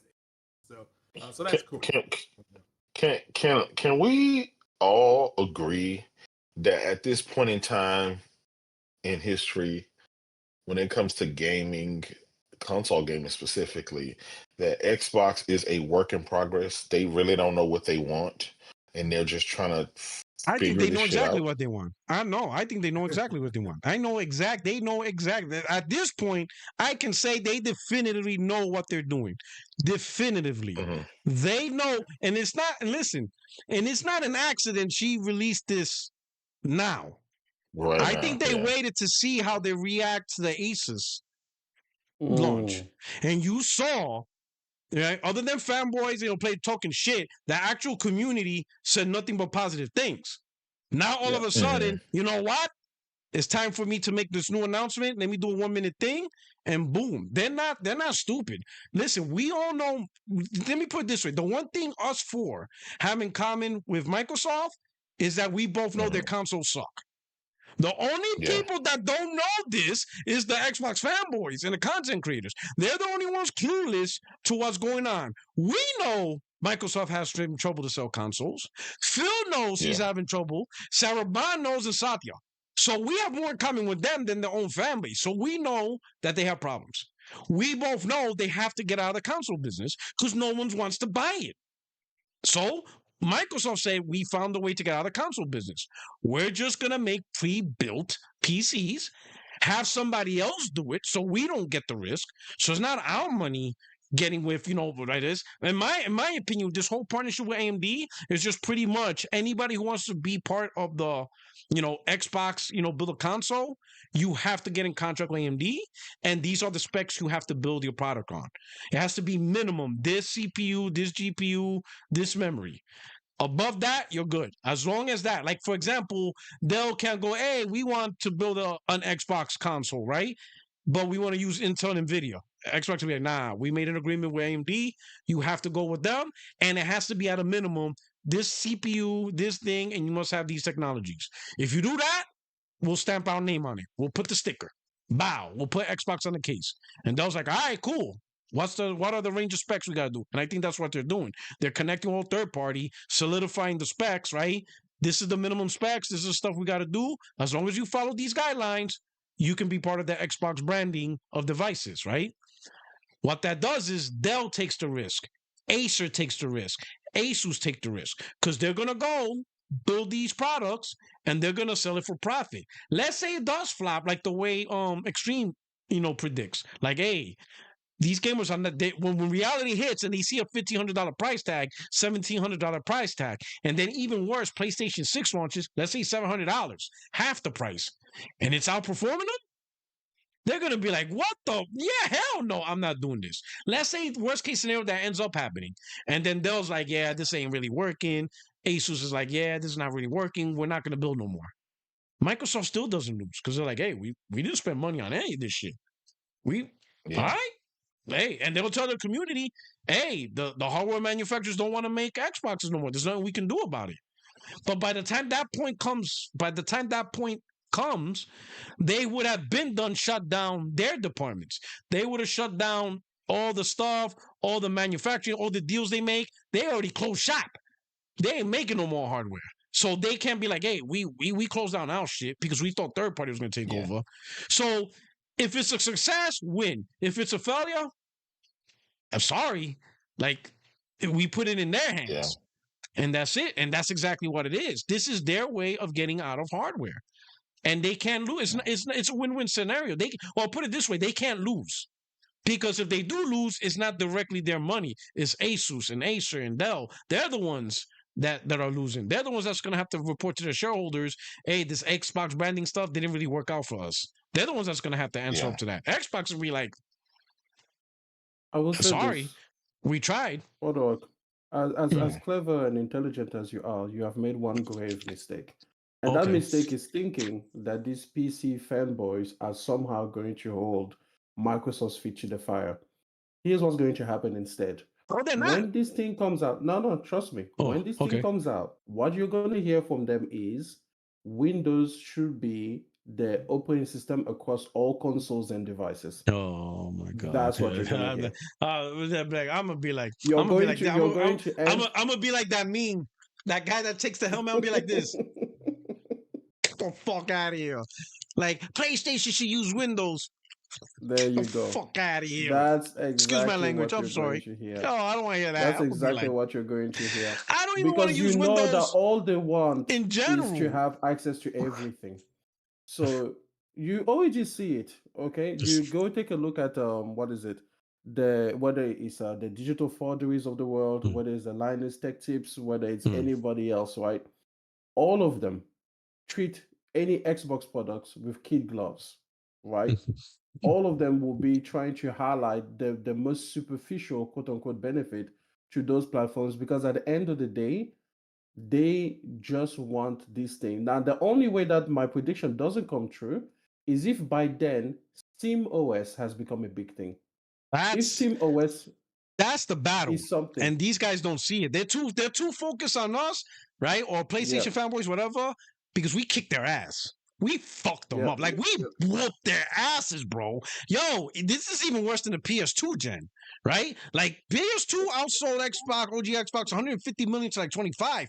But this right here, like, listen, when PlayStation 2 stomped OG Xbox, that was a console war, and they lost, right? Whatever. But this, we took their soul. This is Yeah, personal. We took their soul. Like we made them it devastated. personally look dumb. Like this isn't even about the Even, console no more, right? That's why you still got dudes who we left turning the them boys console, into paid PC gamers. $4,000. They're still crying about this because it's Yeah, personal. We personally made them yeah, look bad. Like they yeah. personally look bad in front of everybody, right? The other gens, it was just about the console. Okay, your console sucks, we're better. Okay, cool. But this gen, especially because of content creation, they put their faces out there. Their face is out there. Like people see their face, and now they look at their face like you are one dumb fuck that never knew what you were talking about. So they need to, what you call it, they need to save face. That's what this is all about. Yep. But Microsoft is Yep. not Pretty providing much. the tools for them to save face. They don't realize it's gonna get worse. Because they're gonna launch these PCs for like $1,400, $1,500. I'm telling you, they think they're gonna get like $500 consoles, $600 consoles. No, y'all getting gaming PCs. The real question that I really want to know, and I'll talk to you guys. Let me touch up face. Because Craig went on a tangent. So back to Phase 23's question: how will Microsoft make money on their storefront, right? If you prove Steam. That right there is a huge question, right? And damn it, Craig left. He didn't really touch on it because it's bigger than that. If every device that Microsoft makes or branded, whatever, has Steam on it, that means let's say every Xbox console gamer does buy this. Best case scenario, all 30 plus million Xbox console gamers, they buy it. Best case scenario. Let's say that actually happens. But every single device is on Steam.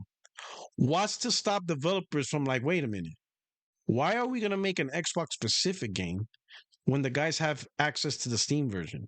That's one less method we have to deal with. We'll just release the game for Steam, Epic Game Store. We'll ignore the Microsoft one, unless we're going to do Game Pass. But since we're not doing Game Pass, just play our game on Steam. So that way we have less shit to worry about. Don't play But the hold shit on on. Windows Store or whatever. These Just games will play our also shit, be right? these They games could will do also that. be PC games. Yeah. So there's no need to have an Xbox version unless they want to support the backwards compatible generations. Yeah. That's the thing. The Xbox version will only be for the Series X and maybe the Xbox One. Yeah. Because this new version And what will does that just say run for the PC Series X? version.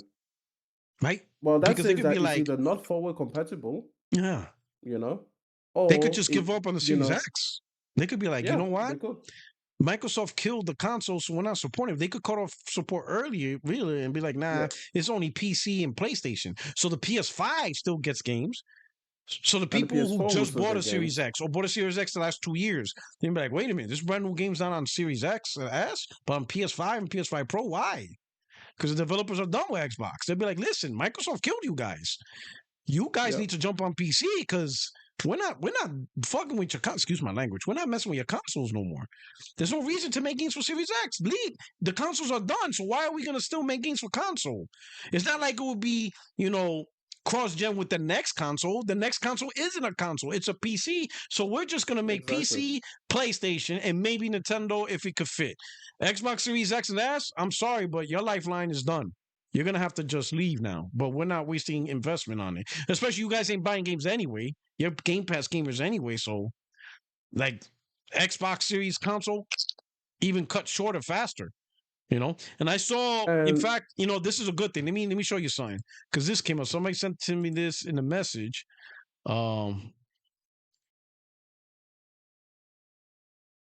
Listen to this. Let me put this up.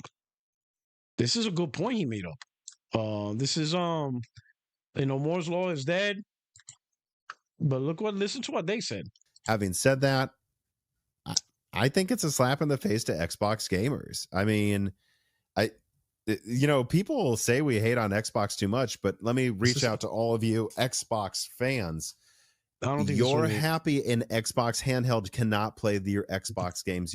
No, this ain't it. I picked the wrong one. Hold on. I need where's the one? I think it's this one. Is it this one? No, which is the one? Is it this one? Into the United States. And they're still making a lot of them, so they're probably doing this temporary price cut because they're like, maybe this one. Yeah, this is the one. This is the one to listen to. Listen to this one. This is the one. Sony really did think these tariffs were coming, and they shipped a ton of PS5 Pros into the United States. and they're still making a lot of them, so they're probably doing this temporary price cut because they're like, ugh, maybe we overcompensated and we need to clear some stock. That's why they do a price drop. Microsoft is raising the price. That tells me a lot more aren't coming. And this, do you think Microsoft's even still producing series consoles, or do you think they're just trying to sell? You think they've stopped production, or effectively? Yeah. That's what I was thinking as well. Like, because you don't raise prices if you're planning to sell a lot. You raise prices if you're done and you're just going to milk what's left on store shelves. Exactly. As I said earlier, exactly. It's about making sure that everyone that's out there now makes them a profit rather than losing them money. So that's what they've done it. I think they've stopped a while ago. I think Xbox Series consoles are finito. Jeez. So, I mean, Sony did raise the price on their consoles a few months back. So, but what if Microsoft is ramping down console manufacturing to the point where, like, yeah, we're not going to sell it no more. Now they release these PCs, and third parties like, wait a minute. So you stop making dedicated consoles. Your next device is really PC gaming. Why should we keep supporting Series X for the next 2-3 years or whatever? And that's why I was looking at the conversation that you had with Doc Dark, and you were debating is the handheld, is the ROG Ally and Xbox. The way I would have argued that point is this: when you go to the PlayStation Store and you buy a game from there, you download the PlayStation version of the game. Let's say we're talking about Clay Obscure, right? Third-party game. You download the PlayStation version of that game. When you go to Steam or any store on PC, you download the PC version of that game. When you go to Xbox, the series consoles, you are downloading the Xbox version of that game. The problem is when you go to the ROG Xbox, you're downloading the PC version of that game. That's what makes it not an Xbox.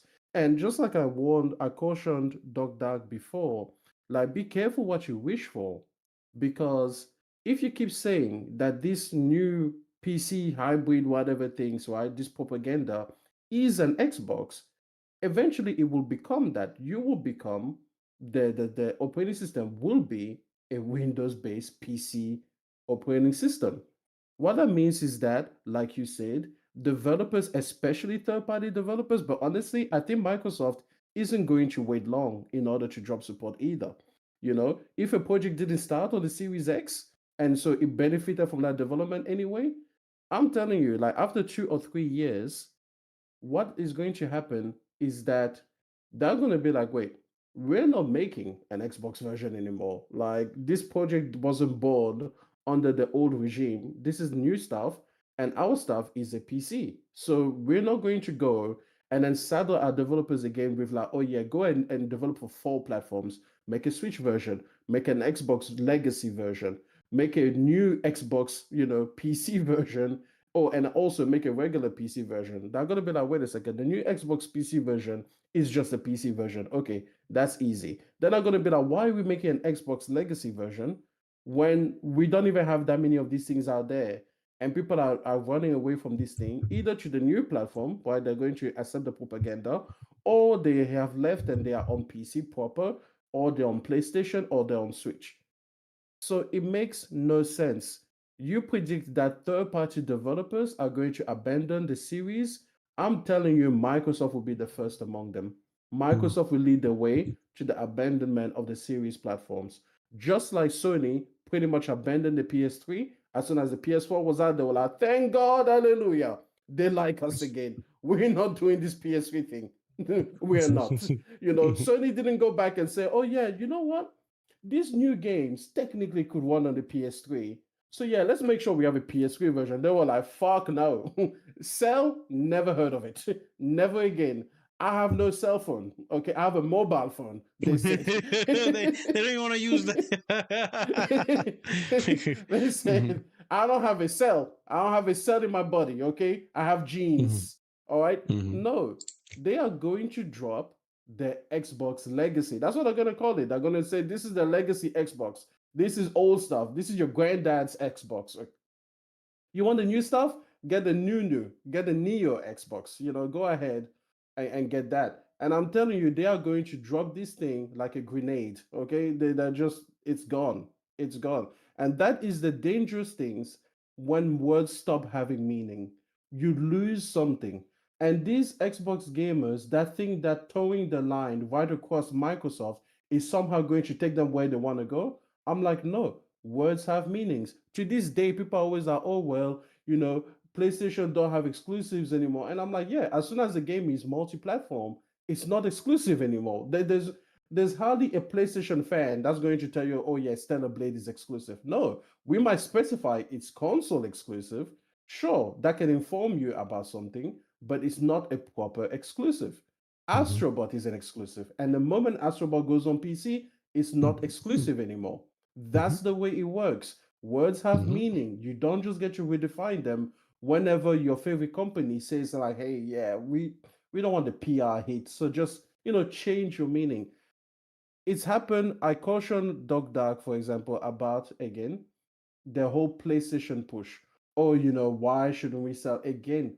A lot of the games that Microsoft has the highest buzz for are games that look like they could have been made by a shittier version of PlayStation.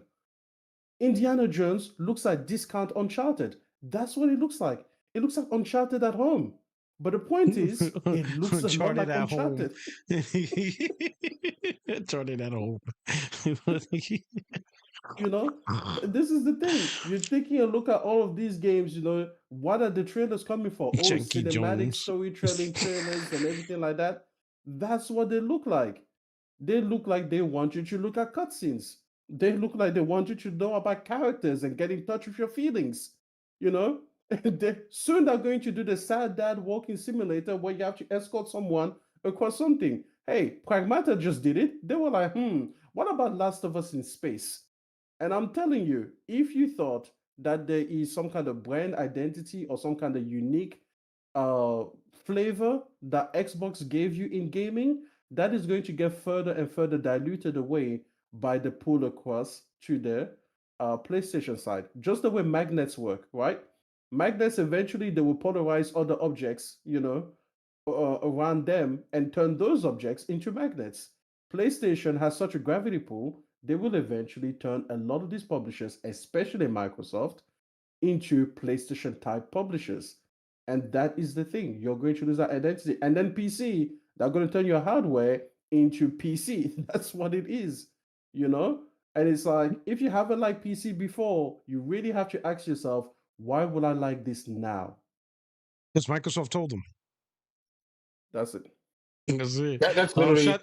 that's it. And Puerto Rock is right there because Microsoft Yeah. told them. We've go ahead and read the bills, and then I want to say Yeah. something. Go ahead, Puerto Rock. Yeah. So shout out to Champagne Poppy. Oh shit.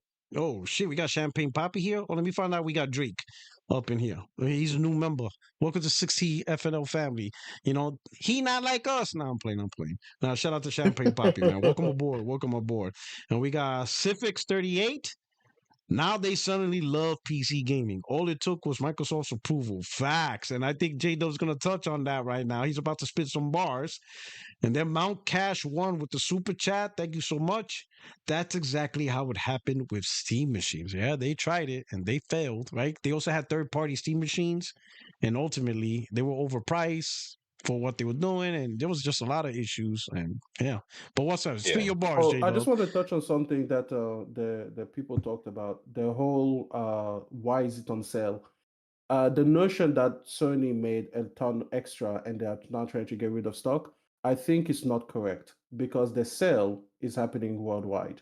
You know, I think what's happened is that the Switch 2 came out and Sony said, "Hey, we need to compete with this thing." Because if it was just a matter of stock being brought into the US Mhm. and just an overabundance of it, then it would be a localized sale, maybe for North and South America, but that will be it. There will be no need to have a steep discount in Australia. But right now in Australia, you're getting sales where you're getting $150 off the Pro, our equivalent, of course, which is like $70 off. But then also like $200 off the regular consoles, you know? So there will be no reason for them to do that if it was US In stock other areas, if it specifically. was Yeah, stock, and yeah. most of the time, just by the way, just the packaging, these are not things that can just be interchangeable. They can't just take a US console and send it down to Australia. Few regulatory reasons for that, but also just our plugs are not the same. So Yeah. again, Yeah. if it had just been we oversupplied, you guys, the North American stock, then they wouldn't It be would on have been a sale local at sale, this over here in this region not a as well. global. Yeah, So not a yeah, global. I think it's the Switch 2 that has motivated all I of think this. so. That is the reason why the state of play was so Japanese focused, because the Japanese arm of Sony doesn't like losing in their home territory. Sony is like that. You know how you play the home game, you don't want to lose at home. Like you can do whatever you want elsewhere. You can win whatever championships you want out there, but when you're here, you don't lose. This is home turf. And Sony doesn't like losing to the Switch on their home turf. So They said it. absolutely, They that said is the the reason. Switch is their competitor in Japan.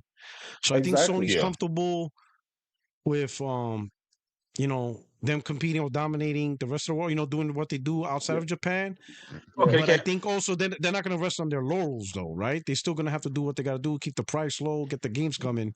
Yeah, let you But covers. let's be honest. In Japan, Switch is dominating, like really Oh, by dominating, like far. huge numbers. And I That's and I what they and I mostly think play. And Sony and I notices think that. And that they're the like, fuck. Japanese arm of Sony is like, no, we're not going to just keep losing in our home territory. This is why the state of play was only like a day's notice. I think they were thinking, do we release this or do we just keep it for something else? And then they were like, no, this history is happening. They saw the buzz around it and they were like, we've got to put something out there to even tempt a few of the Japanese audience to be like, okay, pay attention to us as well. Because like 90% of that thing was focused on Japanese games, Mhm. you know? Yeah. And it to me reminded me of the Transformers, right? There was a Transformers movie where a lot of people online were talking about how all of the ads were egregious. And then the American and international audiences were like, wait, there was only like Bud Light in there and like maybe one other thing, like UPS or some shit. How is it filled with ads? And then the Chinese viewers were like, oh, you think it is not filled with ad and product placement because you're not the target audience. But for us, we recognize lots and lots of Chinese brands, products, propagandist media, and everything like that, because that's who they were targeted. So for them, it was an ad fest. But for everybody else, it was like, oh, yeah, okay, that was just a Michael Bay Transformer movie. But you were not the target audience for that movie. A lot of people on this side are saying, oh, the state of play was mid, the state of play was this, the state of play was that. And I'm like, yeah, because you are not the target audience. They're not going after you anymore. They've got you. You're not going Yeah. anywhere. You It's either true. go PC, you go PlayStation, or you go Switch. But a lot of you are going to follow that PlayStation funnel, and they got you. This was Yeah. for the Japanese gamers. These sales are there to tempt the Japanese gamers, to be at least like, hey, let's regain some mind share in our home territory. Yeah. Yeah. Hey, so Jada, you're gonna spit some bars about that now Yeah. that these gamers have Microsoft's permission. Now all of a sudden they wanted a platform that does all this stuff. Never mind the fact that PC's been doing this for at least 2-3 years, especially since Sony announced porting to PC. Like you could have been made the switch already for the Well, longest. I'll tell you this. Since around maybe 2015, we've watched Microsoft fumble their way around gaming, figuring out what they want to do, where they need to be, how do they fix these issues that Microsoft had. And we've watched these Xbox gamers' habits, their gaming habits change, not based on what they want, but based on what Microsoft tell them they want. So, for example, Microsoft say, hey, the future is shooters. All of a sudden, the whole Xbox fan base, we're the shooters, we're the shooter box. This is where we want to be. This is us. Then Microsoft goes and say, hey, we're the Western RPG. That's why we wanted to funnel it. And all of a sudden, everyone's all about Western RPG. They're in there for the Fallouts and the Skyrims and the Outer Worlds and everything else. Then Microsoft wakes up and say, hey, listen, the future is services. All of a sudden, these guys love services. It's the future. And we've seen the Shields practice the same stuff, right? They're always telling you what the future is in gaming, but they've been wrong the whole time. They told you Game Pass is the future of gaming, the Netflix of gaming. It's the future. Everybody's going to be doing right. And then when that shit failed, then they move on to something else. This is just another way, just like the ROG, Xbox ROG Ally, whatever. Oh, this is the future of gaming. Like the ROG Ally wasn't like didn't just fail, right? We talked about this. The Steam Deck, the ROG Ally, the Legion Go, and the Lenovo, whatever, all of that shit, right? The Lenovo Legion Go, but there's one more out there that uses the Intel chip, but the MSI Claw. All of these things collectively probably sold upwards of 4 to 5 million. Utter failure in the grand scheme of things, given the number of PCs out there, given the number of consoles out there, given the number of gamers. They all failed. And now Microsoft, they're going to tell you, hey, PC is the future of gaming. And they're going to slap the Xbox sticker on it and tell you this is just what it is. We've seen this on and on and on. So the Xbox gaming habits will change day to day based on what Microsoft says their vision is for the gaming. And I don't get that, because my gaming habits are my gaming habits. It's not what Sony tells me it is, right? Porter Rock, you're not really a live service gaming guy. You're like you love the big blockbuster AAA single player game. That's what you like. If Sony, even though Sony decided to start dabbling in the live service space, that never changed what the fuck you like. You're like, fuck you, Sony. I don't give a fuck about this shit. This shit doesn't apply to me. Your gaming habit did not change. But the opposite happened with Xbox, and those guys collectively, their gaming habits change. They're all like, oh, they're all on one accord. And I just don't get it. Microsoft has failed across the board in everything dealing with gaming, and these guys are still walking up like, take my money. And I know for the most part, 99% of it, it's just internet bullshit, right? It's lies, because eventually we get numbers out of this stuff. One thing that don't lie, and that's numbers. These guys will tell you they can't wait for Final Fantasy to come to their platform for years, and it finally comes and nobody fucks with it, right? They tell on themselves. It's going to be the same thing with this Xbox shit that they're doing, trying to move people to PC. Nobody's going to buy that shit.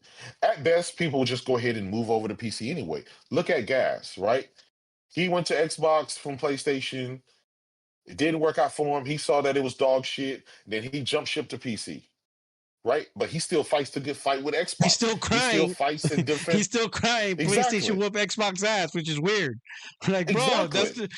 he's it's funny. He's not. Out of 50-90 and still cries. I don't get it. This is what I say about the Xbox community and the gamers, right? What they hyped in 2020, 2021, they didn't get at all in any shape, form, or faction. They did not get the console that provided the best experience in games, 60 frames per second across everything, standard, stuff like that. Bigger mind share, better third-party support, like all the stuff that I remember that they said Xbox Series this gen is going to do this, this, and this, and this. It's going to be better in PlayStation. It's going to feel, play, look better. The 45% delta, remember that? That became like the buzzword. Full RDNA, technologies. They had all these stipulations on why they're going to play on Xbox. They even said it, I'm going to choose Xbox because it has better hardware. I mostly play multi-plats. It has all this stuff and all this stuff. None of that happened. Nothing at all. Everything that they hyped did not happen.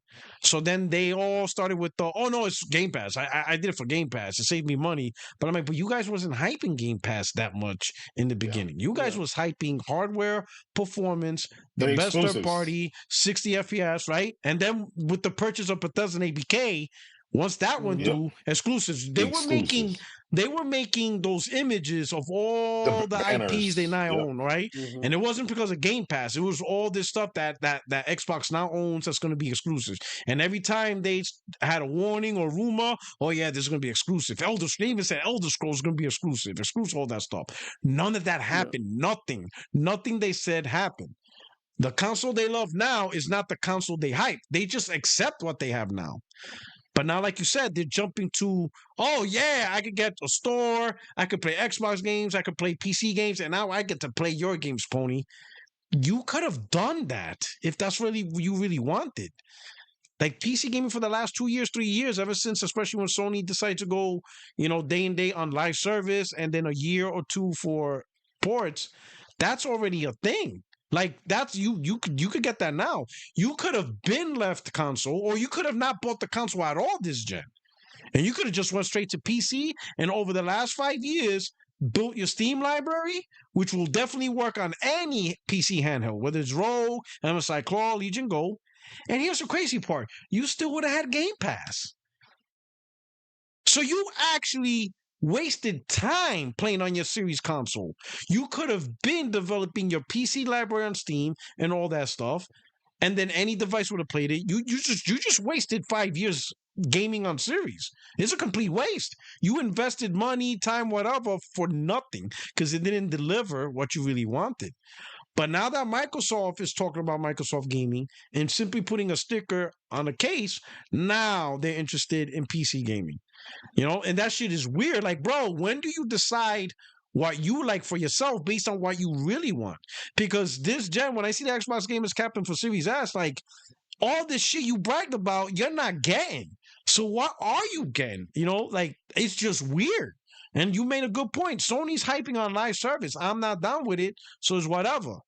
I expect, more single player games and stuff like that. If Sony decides to be like, let's say Sony blows it out the park. Let's say you guys win the war, right? Team multiplayer wins, right?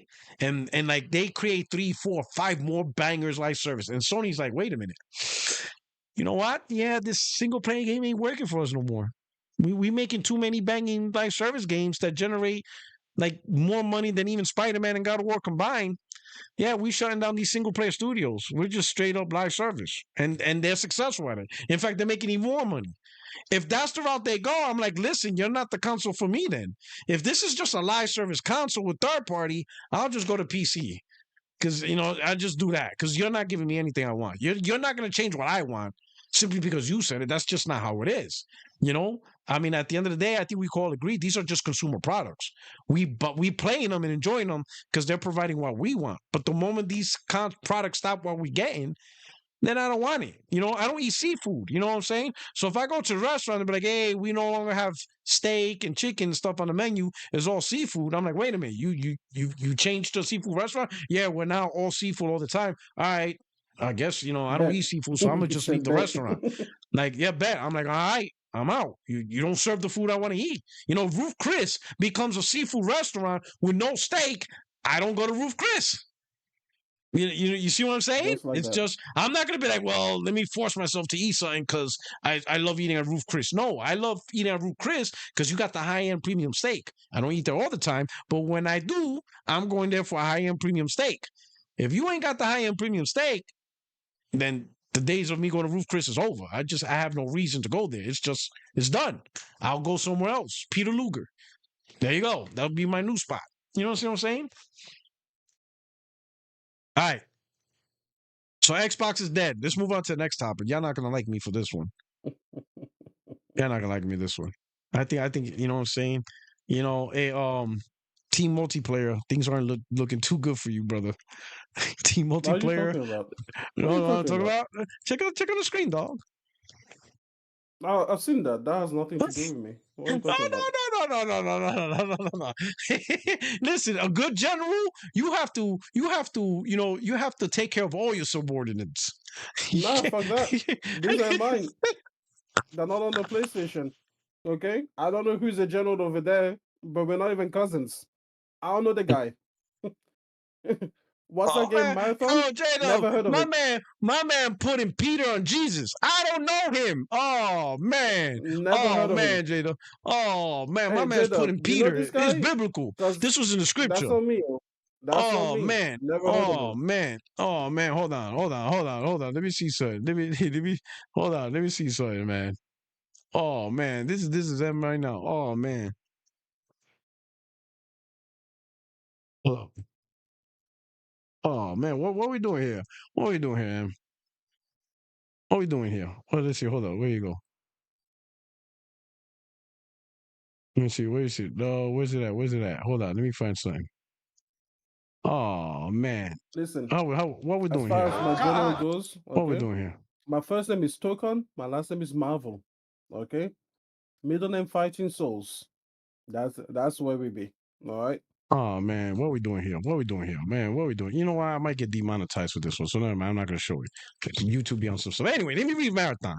Let's just say this: type in Google, put Peter, I don't know him, and you'll see the video. My man, like I don't know him. Oh man, John Baptiste with the super chat. I remember Phil Spencer said that they weren't trying to sell them $1,000 console, but they turned around and tried to sell $1,000 product that's already in the market. Well, technically, he's telling the truth. He's not selling them $1,000 console. He's Somebody selling else them is. $1,000 PC. So That too. That too. my man kept it. All right, so here you go. Marathon Yeah. development update. 20 hours ago, Marathon dev team. Thank you not only for your passionate feedback around the marathon reveal and alpha playtest, but also for your patience while we took the time to listen closely and chart our next steps. Through every comment and real-time conversation on social media and Discord, your voice has been strong and clear. In other words, this shit is dog shit. No, I'm playing. We've taken this to heart, and we know we need more time to craft Marathon into the game that truly reflects your passion. After much discussion with our dev team, we made the decision to delay the September 23rd release. The alpha test created an opportunity for us to calibrate and focus the game on what will make it uniquely compelling, survival under pressure, mystery and lore around every corner, raid-like endgame challenges, and Bungie's genre-defining FPS combat. We're using the time to empower the team to create the intense, high-stakes experience that a title like Marathon is built around. This means deepening the relationship between the developers and the game's most important voices, our players. Over the next few months, we'll continue closed testing, including participants from the alpha, to deploy gameplay updates and test new features as they come online. Some of our immediate focus areas will be upping the survival game, more challenging and engaging AI encounters, more rewarding runs with new types of loot and dynamic events, making combat more tense and strategic, doubling down on the Marathon universe, increased visual fidelity. Probably they have to get rid of all the shit they stole, right? Extreme. Yeah, they're gonna have to get rid of like a whole new. Fuck this game. I hope it Pretty does. much, they're gonna have to redo all that because I think all of that's inspired by the shit they They're stole. going to pay. It's too far gone. They're going to pay the person. That's what they will do. Okay, increased visual fidelity. Yeah, that's the other option. They're just gonna give the person. If I was that person, I'd be like, no, I don't want a payment. I want 1% or 0.5% of the That proceeds. thing's dog shit. Get your payment. This Get your isn't payment. Facebook. Why? Because it's gonna be dog shit. They're not selling this Yeah, thing. but they're gonna give them like $100,000. I guarantee 0.5%. Ask for 10 million. Ask for 10 million. Oh yeah, they're not gonna give them 10 million. The entire art style is based on you, bro. Yeah, I'll if you take could them get to it, yeah, court. don't fuck it. You know what? Do it, yeah. Yeah. Doubling But no, down don't on the take Marathon 1%. universe. 1% of I'll nothing is ta- nothing. Is No, that what but that- Jay-Z yeah. said? Like 10% Oh, of that's nothing true. is nothing? I think so. Yeah. Good point. Increased visual fidelity, more narrative and environmental storytelling to discover and interact with. That's an interesting statement because when this whole thing came down, I mean, I get DMs all the time from like, these soccer accounts, you could say, right? But and I don't really push it. I don't. And I appreciate I get it, but if I don't know the source or whatever, I'll be like, I'm not gonna put my name out there. But now I could say this. Got a tweet, a DM saying that Marathon was originally supposed to be a single player multiplayer game, Yep. like a tradition, like Halo. It was supposed to be like Halo in the sense that it has an actual straight single player campaign, not like online only, kind of like Destiny. Like no, like you can even play it offline, straight up single player, explaining the whole Marathon thing. Yeah. And then the Yeah. multiplayer was like, well, but I don't know if that's true or Yeah. not. But more narrative, environmental storytelling could be that they're going to bring back what they said no. But anyway, so he told me that, and that the upper people were like, nope, we want it as a pure live service game. So I think they have the story down. They just weren't allowed to use it. No, but they don't now have they the might story bring it down. back. I can guarantee Yeah. to you there was no writer on that team. Yeah. Guaranteed. Bro. You don't need no source.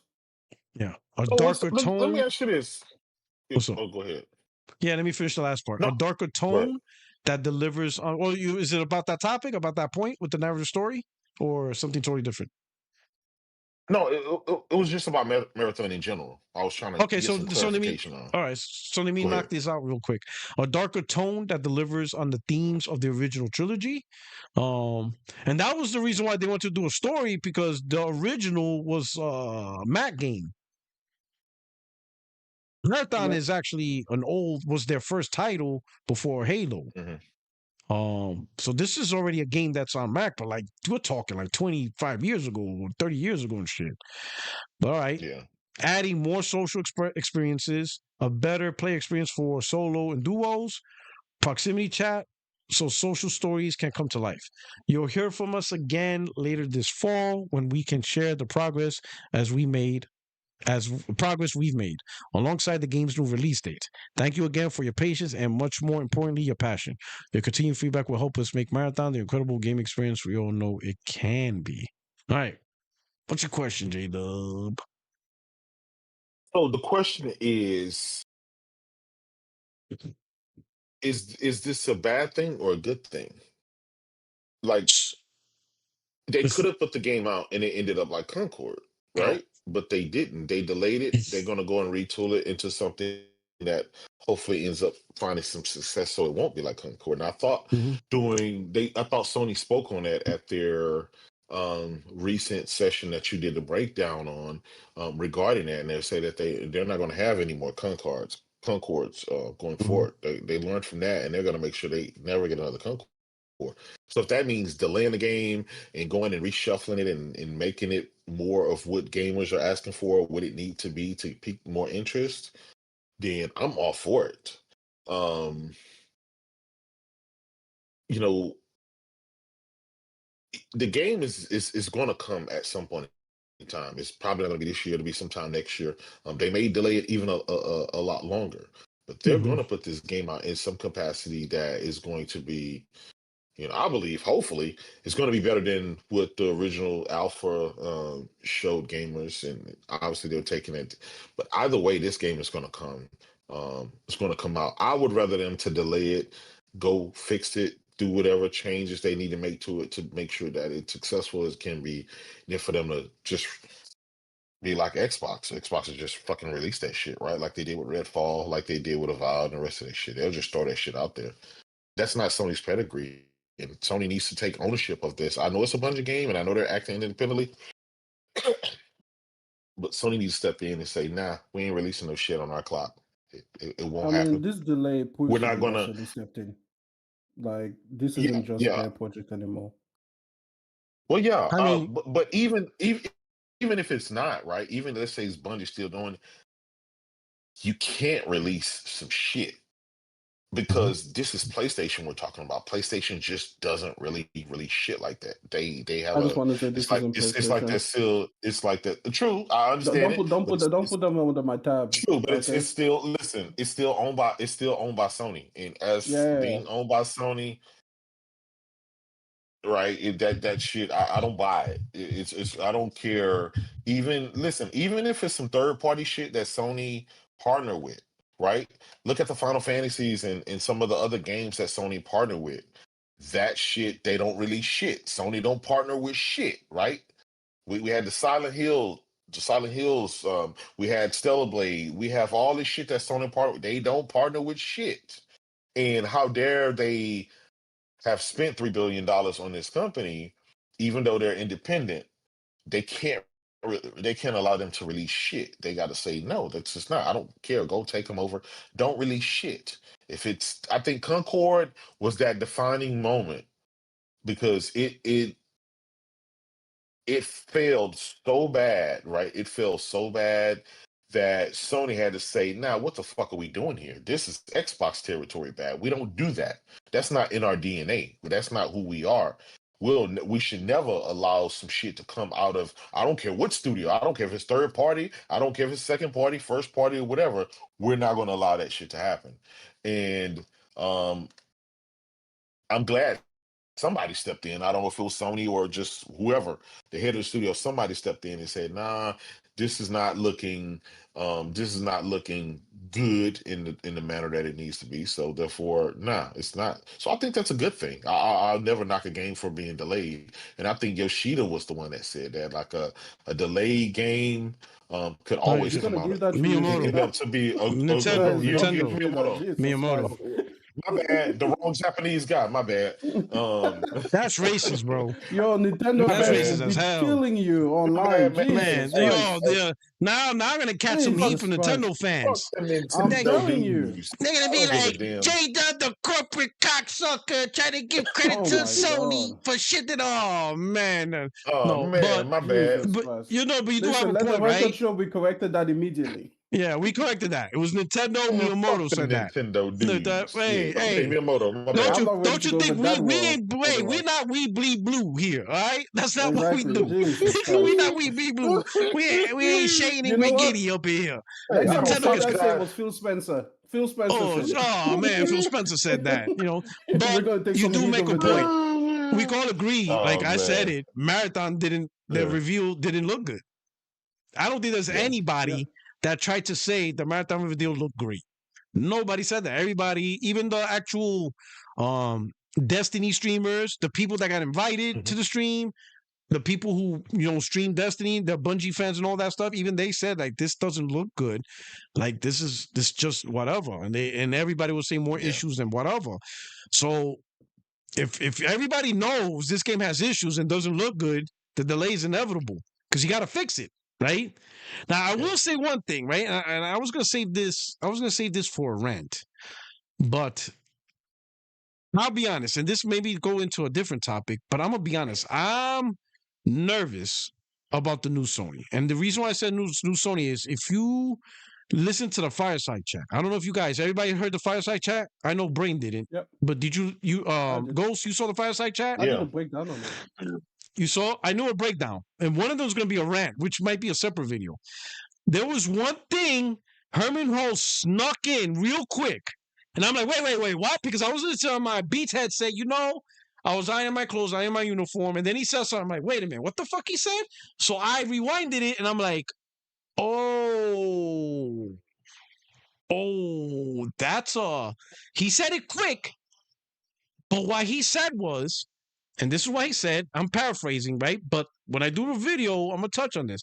He said, when it comes to Sony's first party games, we went from a system, and I'm paraphrasing because he used different words, but I'm going to simplify it. But he says we use a system where we looked at as games as something to sell the console and get attraction to a system to make profit off the games. Now, he said that quick. I guarantee 99% of the people didn't catch that. I didn't catch that. You gotta listen to it. In fact, you know what? So that way you don't think I'm making shit up. Let me see if I can find it. Y'all talk some bullshit. And let me look for this shit. Oh, no, wait a minute. Let me look for it on my phone. Talk some bullshit. I'm gonna look for it. I'm gonna tell you. I'm gonna look for it on my phone. Go talk. Go make fun of Xbox. Xbox is dog shit.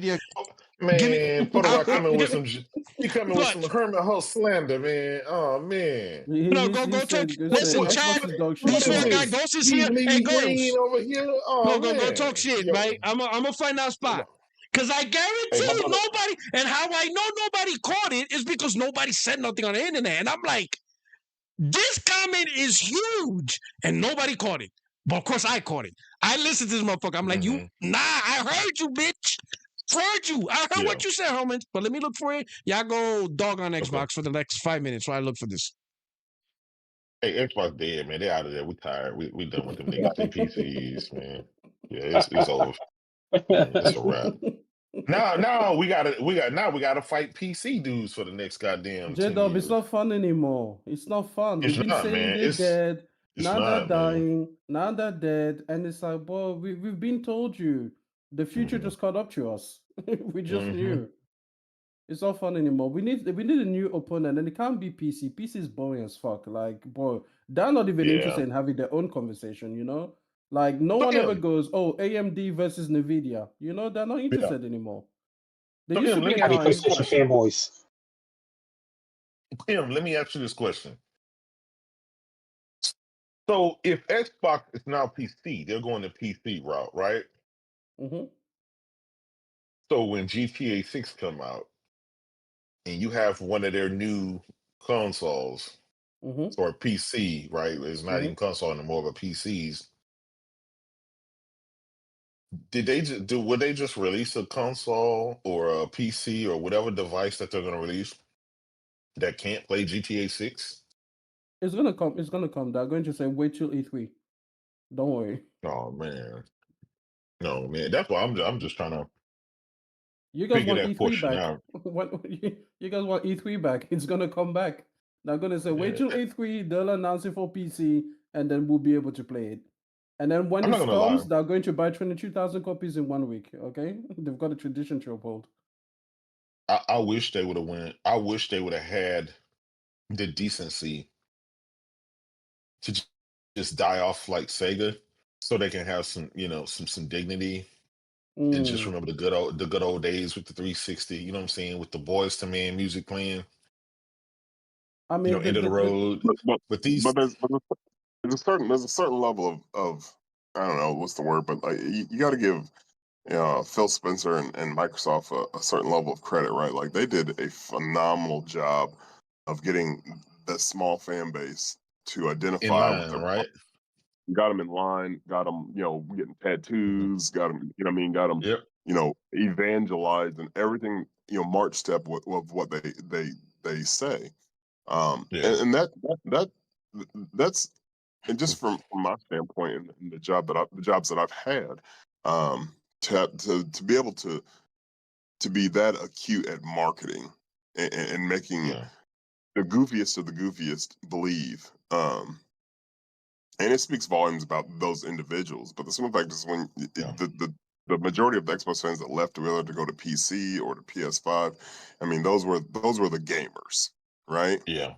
Now you have guys that are just this is Xbox's of who they've identified, who they identify as an Xbox gamer. Like that's all their persona is, and you can see it, especially on Twitter, right? Twitter is a microcosm of just the world, right? And those guys that just go in and granted, we're all in there for jokes and playing, and some of the guys take this shit for real. Like I said it in a post, I was like, man, if you take this shit to heart, man, there's plenty of bridges to jump off of. I mean, it's like I'm not gonna Yeah. sit there and argue with you. I'm not gonna sit there and be called a bunch of names. It is what it is. At the end of the day, I'm gonna go back to playing my little games, living my life, and you're gonna go back to doing yours or whatever. If this shit has got you this angry, Yeah. and so with that though, give some credit where the Phil Spencer's a genius, man. He convinced 30 million motherfuckers to live and breathe, and they hang off every word.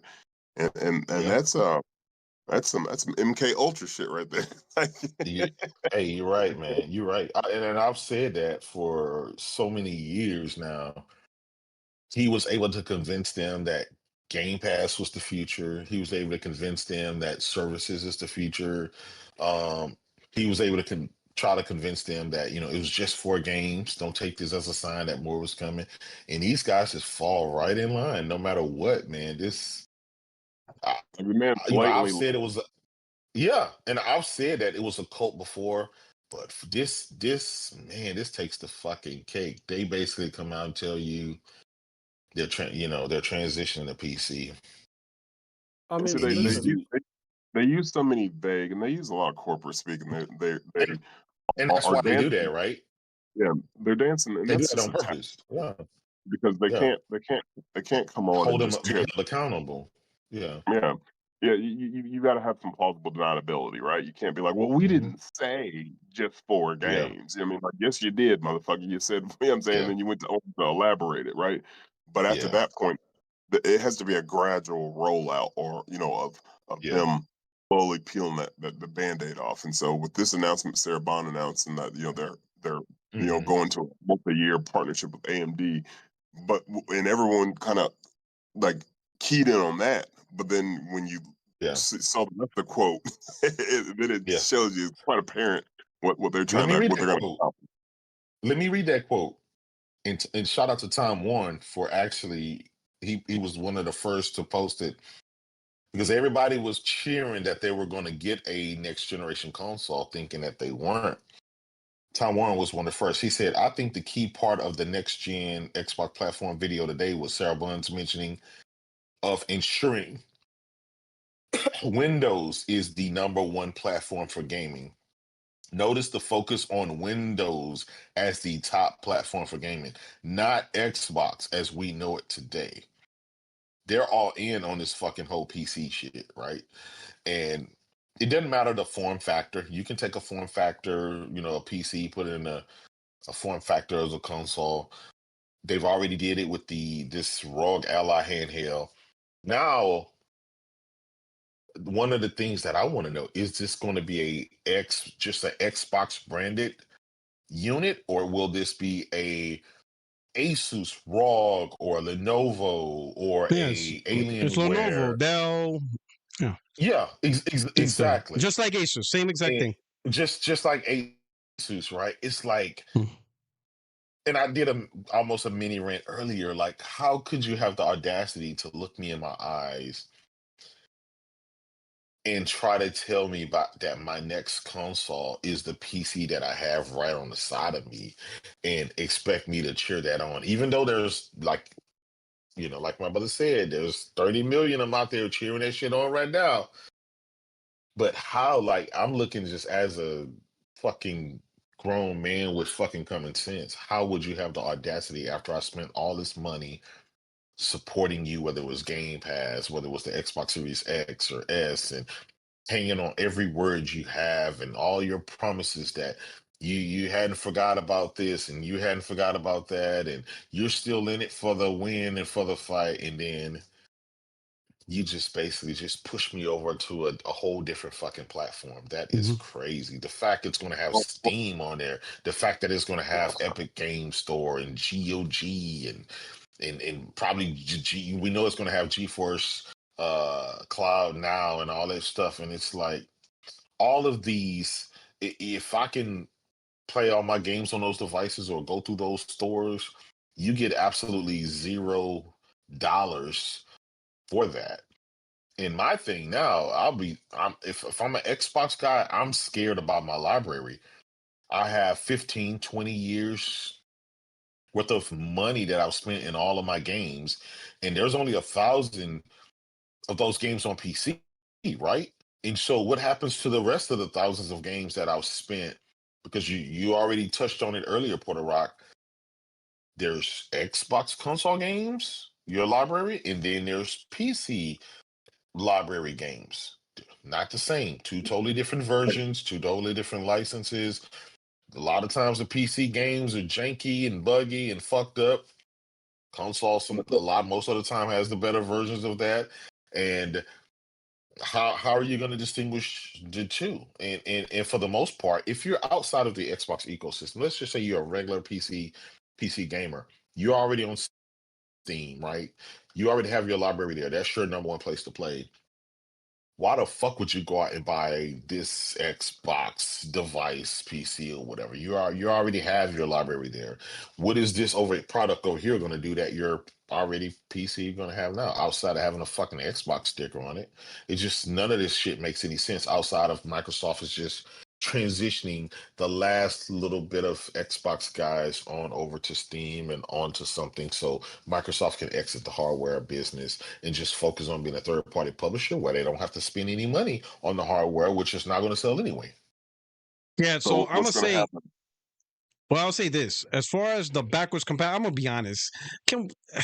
To me, the whole backwards compatibility library, I got 300 games. Man, shut up. No one gives a fuck. There's a small, minute percentage of people that really care about the 700 games, and I'm gonna prove it to you right now. Nobody on PlayStation gives a fuck because No, we don't. nobody has them. Not one PlayStation gamer is playing their own native PS3, PS2, and PS1 library. That's true. They had That's to true. rebuy it. If a PS2 or PS1 game is working on PlayStation, or a PS3 game was remastered on PlayStation, you had to buy it because you couldn't put in your disc and claim the license. So there is no PlayStation gamer that's enjoying their PS3, PS2, PS1 games that they bought when they had the console. Not one, because none of them work. None of them you can install the disc and then the game's install, and none of them can put in the disc and at least download the digital that was provided by Sony. Like, none of it. So you're a PlayStation gamer. You had to rebuy your entire PS1, PS2, and then the ones that did get remastered, like God of War 3 or Infamous, I think got remastered, whatever. So whatever. I don't know what got remastered, to be honest. Those you had to get them all. You had to rebuy them all, or you're playing them through PS Plus Premium. But the shit that you own, that you bought, you better own the PS3. The last console that you can play all those games on natively is your PS3. You know, that's what I'm saying. So I'm pretty sure a lot of PC gamers or Xbox gamers don't really care. In fact, how many are even buying games, right? I don't think they're even investing in their Xbox Series console because they're all on Game Pass. So they're just playing the game on the service anyway. So if they do go to PC, they just log on to their account and play whatever on PC Game Pass, whatever. So I don't think it's that detrimental. But I think though, and I'll say this, there's console gamers that don't really know what's coming because their own content creators ain't telling them the truth. They're not telling them, stand the fuck by, you're going to be PC gaming and that shit's expensive. You're not getting a $500-$600 console. You're going to get a Windows PC. Sure, Xbox going to brand it, but that's going to cost some change because it needs to be sold for profit. They're not going to subsidize it. Asus, Acer, whoever is in on this deal, or the family of hardware manufacturers that's in on this, they're going to sell it for profit. $200, $300, maybe even $400 markup of the build. Because not only are you going to pay the markup on the components, but they're putting it together. So you got to pay for that too. You're going to pay for the assembly fee. You're paying it for all. So, you know what I'm saying? I wouldn't be surprised if the cheapest version is like $900 and it's like a 1080p gaming machine. So they'll give you like the base 1080p gaming machine for like $900. And then if you want more bells and whistles, well, there's the $1,200, $1,500, $1,700. I looked up the Nuke, the Asus Nook. There's shit like $1,800, $1,900 for that little thing. Them shits ain't cheap. I'm like, let me put it up now. I'm like, yo, this shit ain't cheap, bro. They don't Like, go, look at they this. don't go on sale ever. And they're not really powerful. They're not really powerful systems either, right? Like me and Doc, we were, during the live, we were going through them, and I was like, yo, this shit is like what the fuck? Like he told me, yeah, click on the mini gaming PC one. So I'm like, all right, let me click on the mini gaming PC one, right? And I'll put it on the screen again, right? Look at this shit. This shit ain't cheap. Look at this motherfucker. This is $17.99, right? $17.99, right? I don't know if they have the specs. Let's see, $17.99, so $1,800, right? You gotta look $1,800 for either 4070 or 4060 model. $1,900 for a 4070. Tell me that shit's not overpriced right now. A 4070 gaming device for $1,800. You know what I'm saying? You can get the card alone for like $700 Yeah, you see what I'm saying? So you're gonna be paying some overpriced shit. Now, Ghost, you gonna say something? Because I found the clip. Yeah, real quick to J-Dub's point, like he asks, how could they, look straight faced and lie or mislead? And the fact, the answer to that is they've been doing it, and motherfuckers been eating it, right? When they told you, when they told you, you know what I'm saying, that when Game Pass was first introduced, and then you had this whole progression of people not buying their games, and that became normal to them. You know what I'm saying? It was a wrap when that happened. When Phil goes on stage and it's proven and has lied to you, and you still, like, here's the thing, you ain't got but one time to play games with me, right? And my wallet's gonna speak. I'm like, I don't like being lied to. I don't like, you know what I'm saying, being misled, especially when I'm investing my money or into this hobby that I want. And so, but it's repeatedly happened. And then when you make me feel second class, oh no, sir. I didn't gave you hard-earned money. So when you ask that question of how, they've been doing it, and they've been eating it up, and they've been evangelizing it, and they've been praising it. So why would you change it? You know what I'm saying? Evangelize. And That's the key. And to the last point, what's going to happen, to P-Rock's point, is no, they're going to get rid of PC Game Pass. Hold up. Because they're going to introduce a new tier of Game Pass. It's going to include the Steam Oh, so box, the and that's real cheaper Game Pass, that's gone. I mean, you still out of have here. Game Pass, PC Game Pass in terms of it's running on PC, but the model, the economy, the $10, I think it's only like $11. It's gonna be a whole nother tier. I'm telling you, Yeah. that mug's gonna be about $35, $45. Oh shit, Yeah, yeah. he ain't lying because they already You're gonna be said paying that they're going to increase the $1,800 and $35 a month. Lord. Yeah. The price All on right. it. At best, it'll be $30, right? But that's underplay for the overplay every time. They're gonna get rid of the Underplay for the $9.99 overplay. Game Pass. Spoken like a true CEO. Underplay for the overplay. All right. So now I'm about to show you. So okay. So to context, it was Hiroki Totoki. So the moderator asked a question, and he said that Hiroki Totoki redefined the studio. So now he's asking Herman Holtz the changes he had to do. Right. So now listen to this. So when I caught this, I'm like, wait a minute. Now listen to this. Oh yeah, now Sony's like, nah, fuck that. Totoki-san has said that the role of the Now, committed let me to go back. exploring a new ways for players to Listen access our to the content question. and services. So Right now now. I'd like to move to the studio business. Totoki-san has said that the role of the PlayStation Studios has changed from that of a platform enabler and marketing tool to a profit growth driver. What has changed to increase profits? Studios is All right, For players. let's go to the question. You heard the question. Totoki said the first party studios change from a platform enhancer or whatever. Let's listen to him access again. our content Listen and to the services. question he's asking. So now I'd like to move to the studio business. Totoki-san has said that the role of the PlayStation The role of the studios now. Studios has changed from that of a Changed. platform enabler and marketing Platform enabler, meaning, oh man, you got these games. I'm gonna buy a PlayStation. That's what this tool does. to a profit growth. And a marketing tool, Totoki-san meaning has said that the the role games of are the selling the PlayStation console. Studio. A new ways Listen for to his players question. to access our content and services. So now I'd like to move to the studio business. Totoki-san has said that the role of the PlayStation Studios has changed from that of a platform enabler and marketing tool to a profit growth driver. What has changed to increase profits? You hear that? I'm not bugging out when I heard that.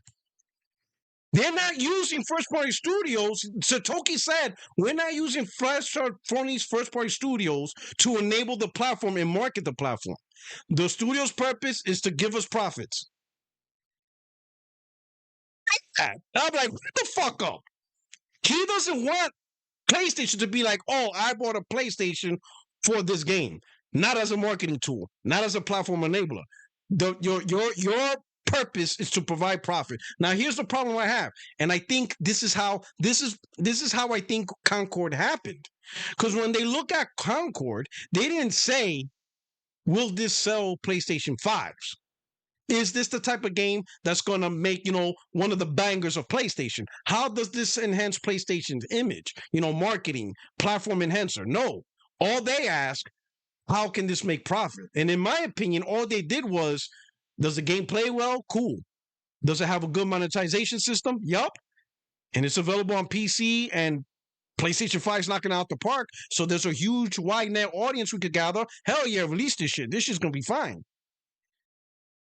I don't think, like Jada, when you said they're doing this stuff, I don't think they're looking at that stuff no more. I don't think what we're used to, the goldies, the bangers, put the name on the forefront of PlayStation. Make people be like, yeah, I got to get me a PlayStation. After hearing that question, I'm like, Totoki's not about that.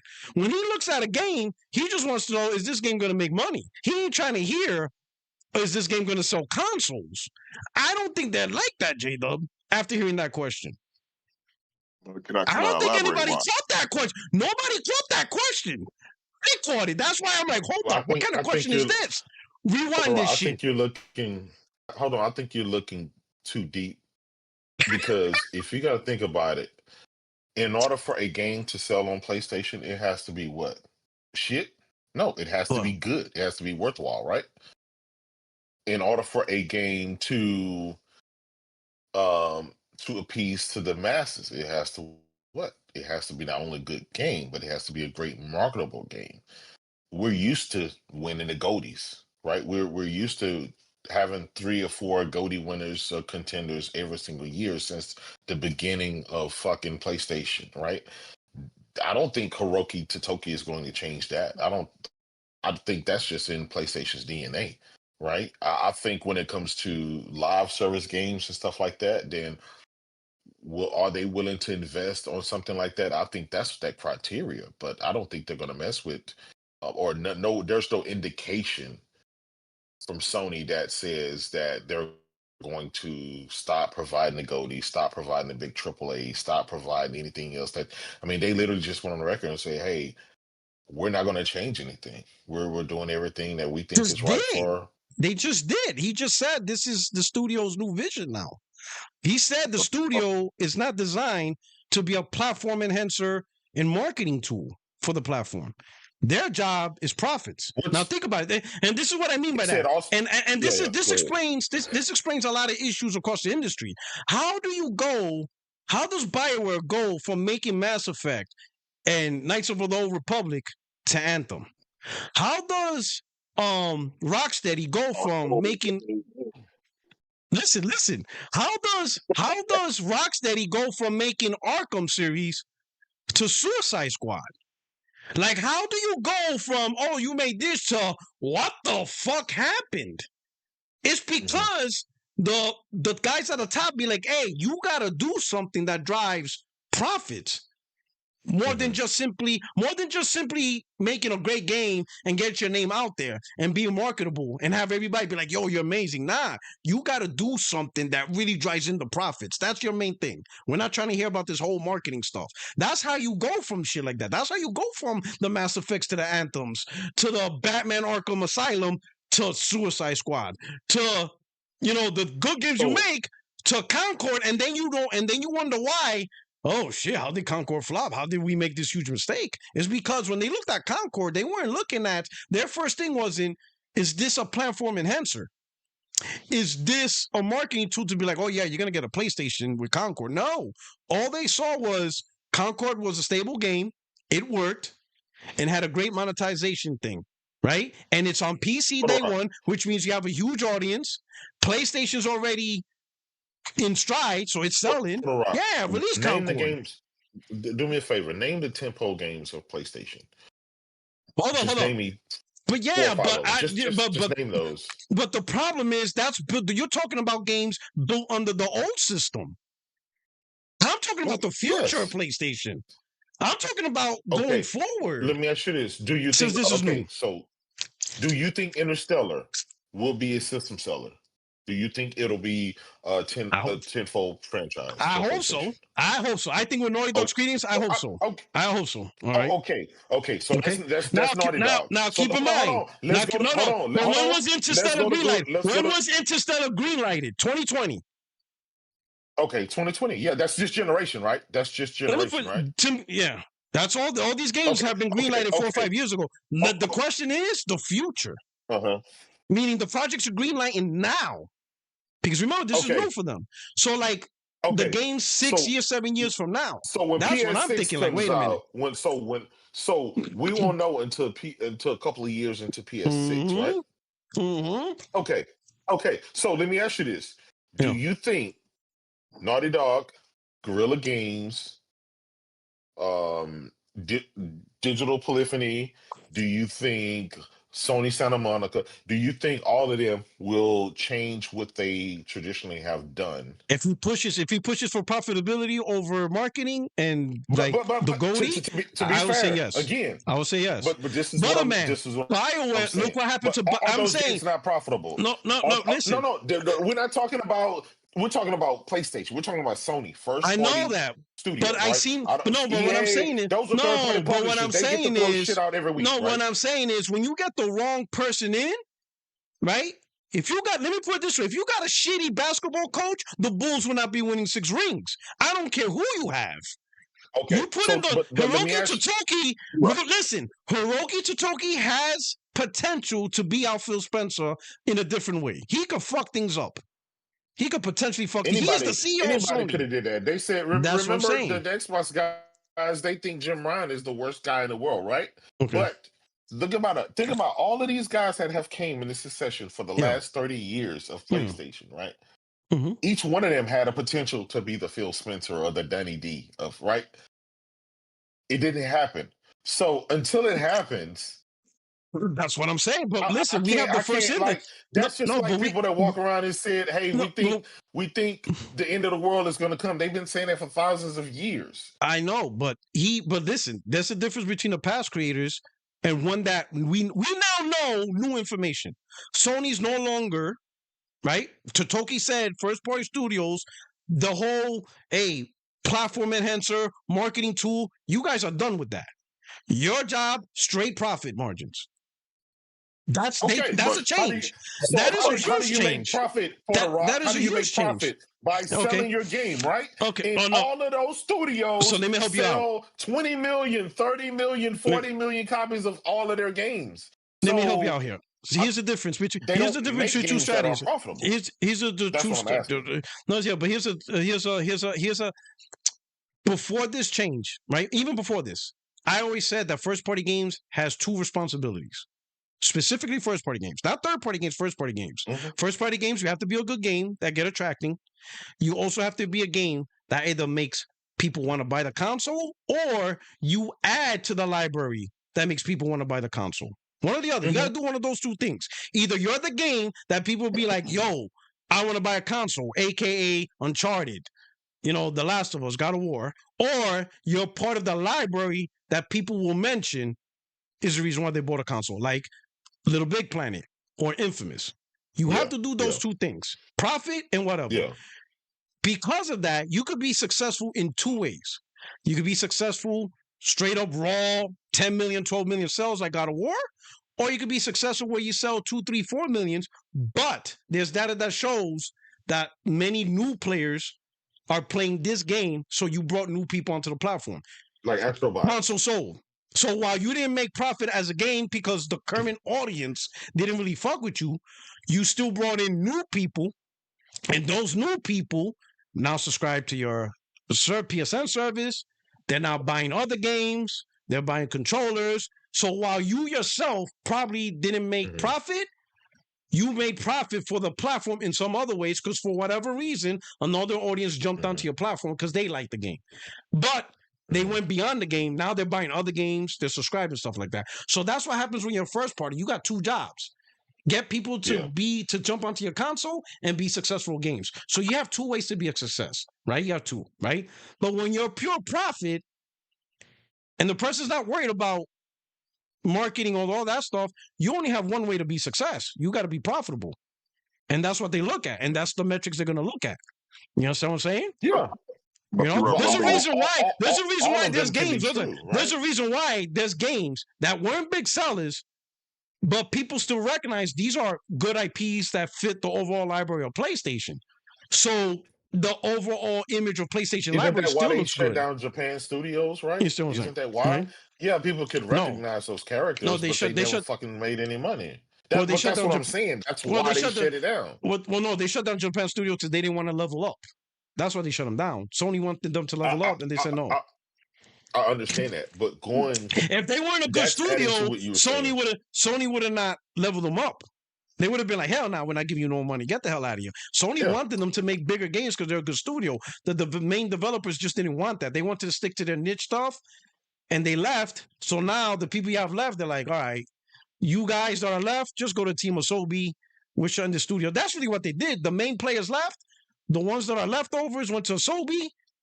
That's how that story ended. But they wanted to give them more money because they were good. But this is a big change. Now we don't know. Maybe it's just I'm just crying wolf. But this is a change to the studio. This is not. They're not operating the same. They're not operating the studios with the vision of you got to enhance the platform and we're going to use you as the marketing arm for the console. P-Rock, want them to be. Go ahead. One thing that you're forgetting out of the equation is, as strategies change, it's because the market's changed. So when you say that they're marketing to people, to come to the PlayStation, cool. But it's only one console in the market.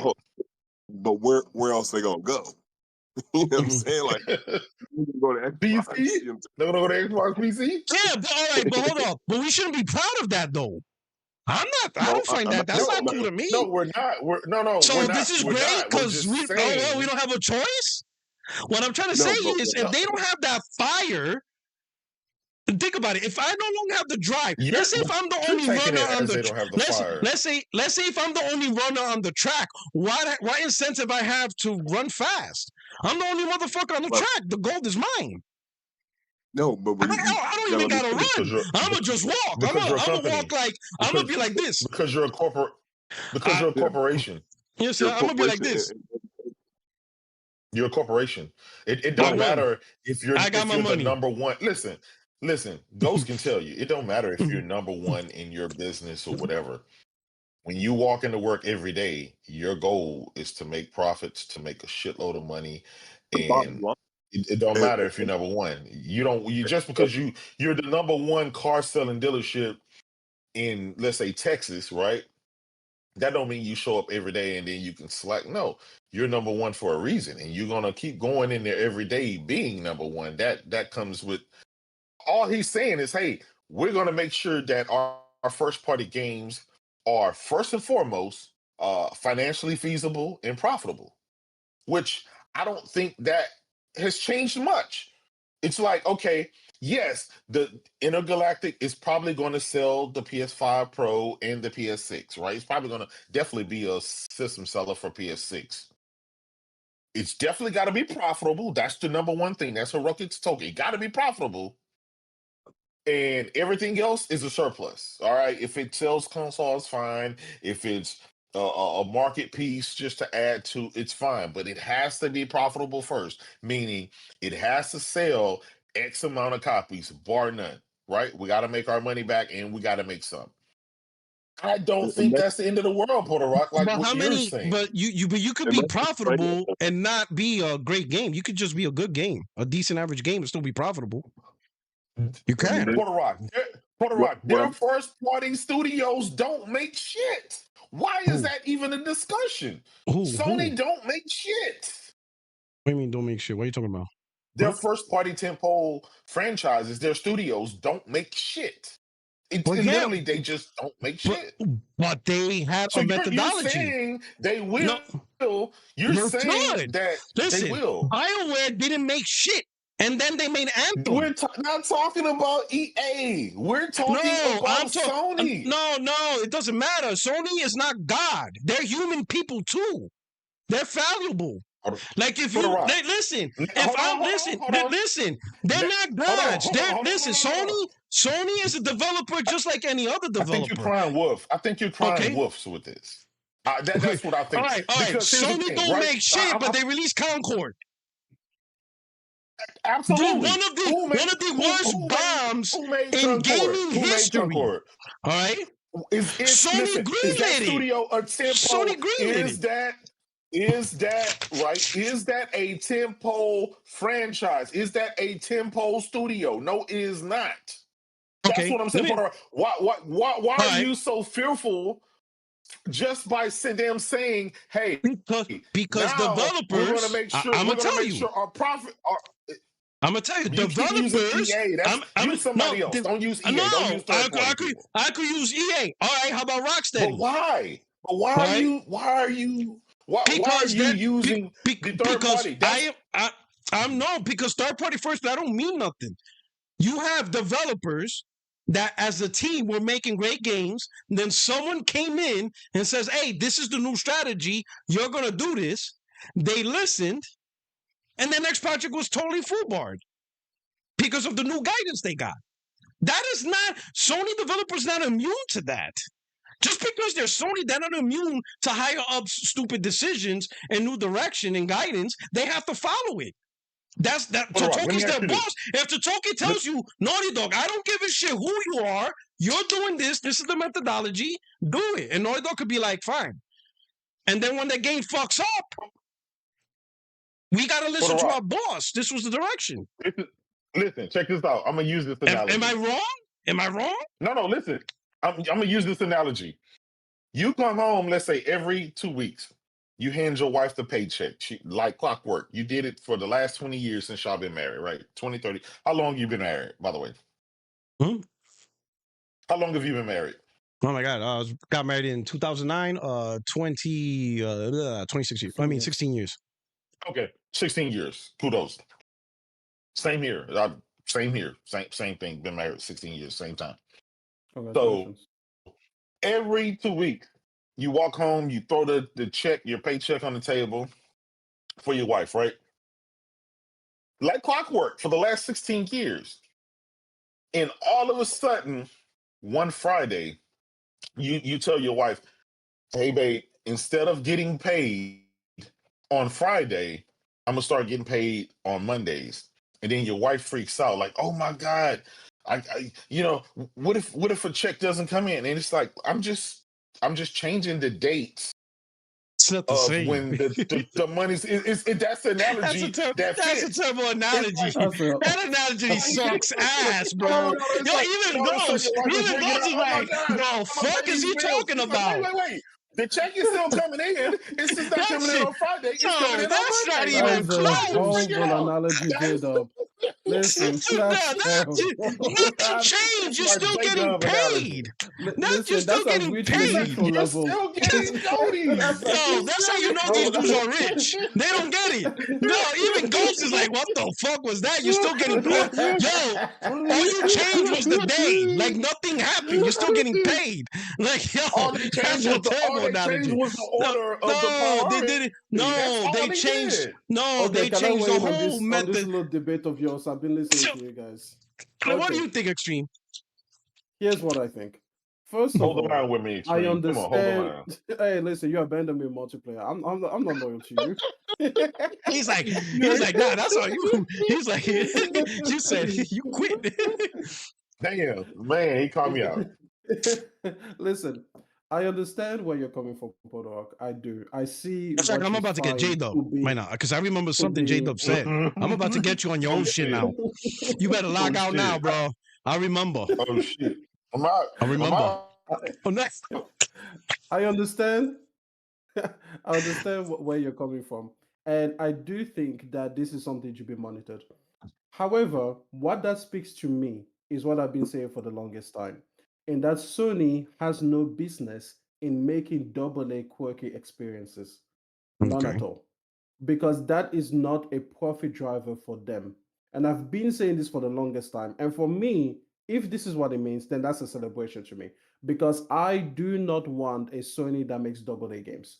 I want the creme de la creme. I want the premium stuff. I want the good, zhuzh it up, spend 500, spend 800, spend $8 billion on it. $8 billion on that game will still be $4 billion better spent than you did on Bungie. So go ahead, spend all that money. Give Neil Druckmann $1 billion on his own. Just keep making the games, okay? Mind if I give Kojima $1 billion to join your studios? It'll be better than what you spent on fucking Bungie. So if that is what it means, in that we are going to make these profit-driven games, right? Because we're looking for that profit, and we know that these PlayStation gamers are not the type to buy double experiences. Fantastic for me, right? That's what I've been preaching. If, however, that is what you're saying, that somehow there's going to be a corruption in the system, thanks to the fact that Microsoft has vacated the premises and they happen to hold their own distinct lane away from Nintendo, so they're not really competing outside of Japan. And therefore, instead of thinking about creativity and everything that they have been traditionally following, they are now going to focus on profits above everything else.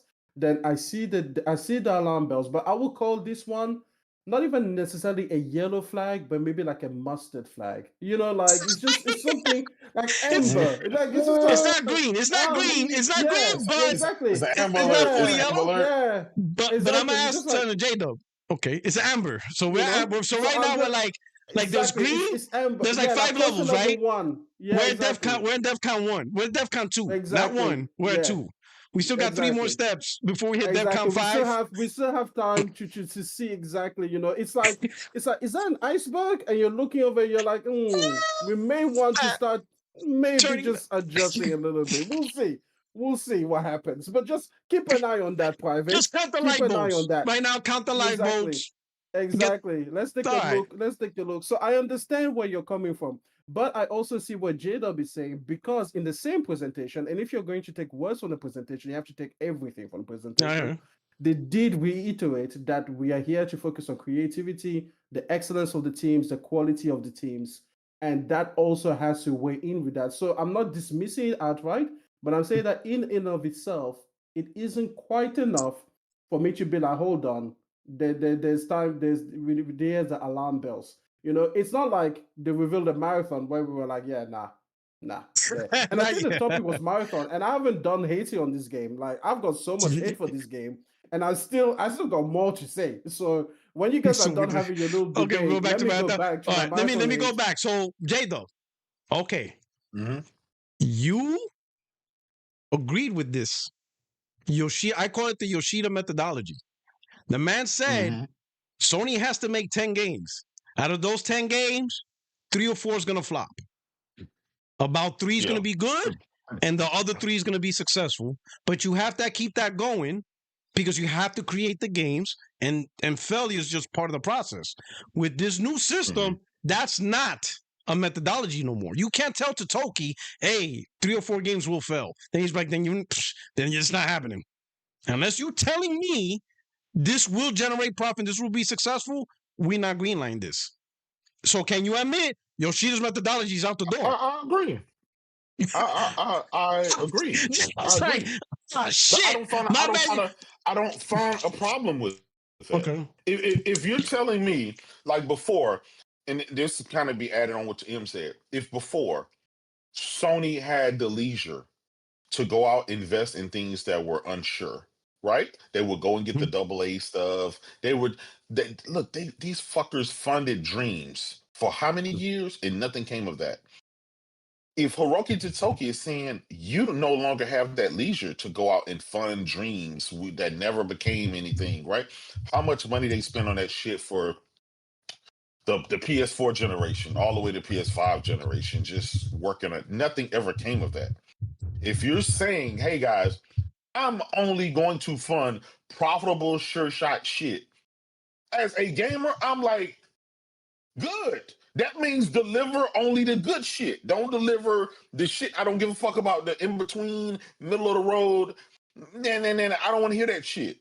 We have enough first-party 10-pole studios to fucking crank out the big bangers, the sure shots. We know the shit's going to sell. It's going to not only sell consoles, it's going to make profits. It's going to make a shitload of money. It's going to do everything it need to be. I'm so confident in Sony's first-party studios. I don't give a fuck about the rest of this shit. The rest of that shit is just, it's additive. You know, and I buy a lot of their games, a lot of their other games, right? But let's face it, you're Puerto Rock, you said so yourself. You're here for the big shit. You're here for the Super Bowl. You're not here for the other stuff. Yeah, you'll take the other stuff, but you're here for the big fish. If they're saying you know the big fish, you know the pedigree. You've been gaming on PlayStation forever. You know the pedigree. You know fucking Naughty Dog is not going to throw out a dud. That just hasn't happened, right? You know Sony Santa Monica is not going to throw out a dud. You know, Polyphony Digital is not going to throw out a dud. Like it's just, we know this stuff. Now, let me ask you this though: if Totoki was in charge back in 2012, let's say 2012, 2011, if he was in charge and Guerrilla coming off of Killzone, which was not successful, they were not successful, profitable, they weren't, and they said, hey, we want to make a game based on a future with dinosaurs and hunting dinosaurs in a post-apocalyptic world. You think Hiroki Totoki would have greenlighted the game? I think he would. Fuck, I think he would. That What else is he going to fund? Clearly, he's not going to fund Killzone. The reason why I say fuck, I'm going to tell you why. I'm going to tell you why. I'm going to tell you why. Because when Guerrilla actually pitched the game, everybody in Sony was like, what are you talking about? But they just let him do it. They're like, whatever. If that's what you want to do, doing Killzones. Prior to that, they only made Killzone. But the decision wasn't based on profit. They say, you know what? Do it and we'll see where we got it. Totoki would be like, nope, we're not doing this. That's what I'm saying. So you're Horizon, saying Totoki? we got Horizon, not because there was metrics showing this is going to be a very profitable game. None of them even thought this game would sell 20 million. Not even close. That was not the prediction. The actual pitch was ridiculous. They said they talked about it. They said this doesn't even sound normal. But So what you're saying? Gorilla was adamant they wanted to make new it. IP. No, that's not what I'm saying. What I'm saying is asking, but that's why I'm asking no, you. but How do you what mean? I'm telling you, you got to understand his mindset. He would have not greenlighted Horizon because Horizon has no metrics to show it was going to be this big. Totoki is not the person that make those decisions. Yeah. PlayStation has never had. I know that, but nobody. What I'm trying to say is nobody in the chain of PlayStation imposed that type of mentality among that. You think that is going to, for example, filter down to Herman Holtz that is now there?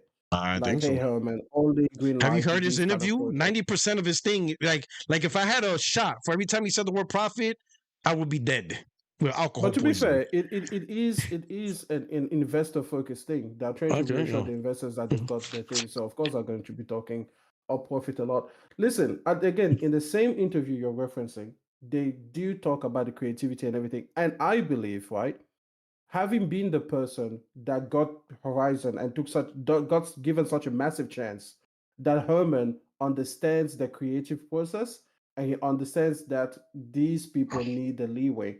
When I see what Naughty Dog does and the way that, for example, if it was, profit all the time, it will be The Last of Us Part 3 immediately. It will be Uncharted again immediately.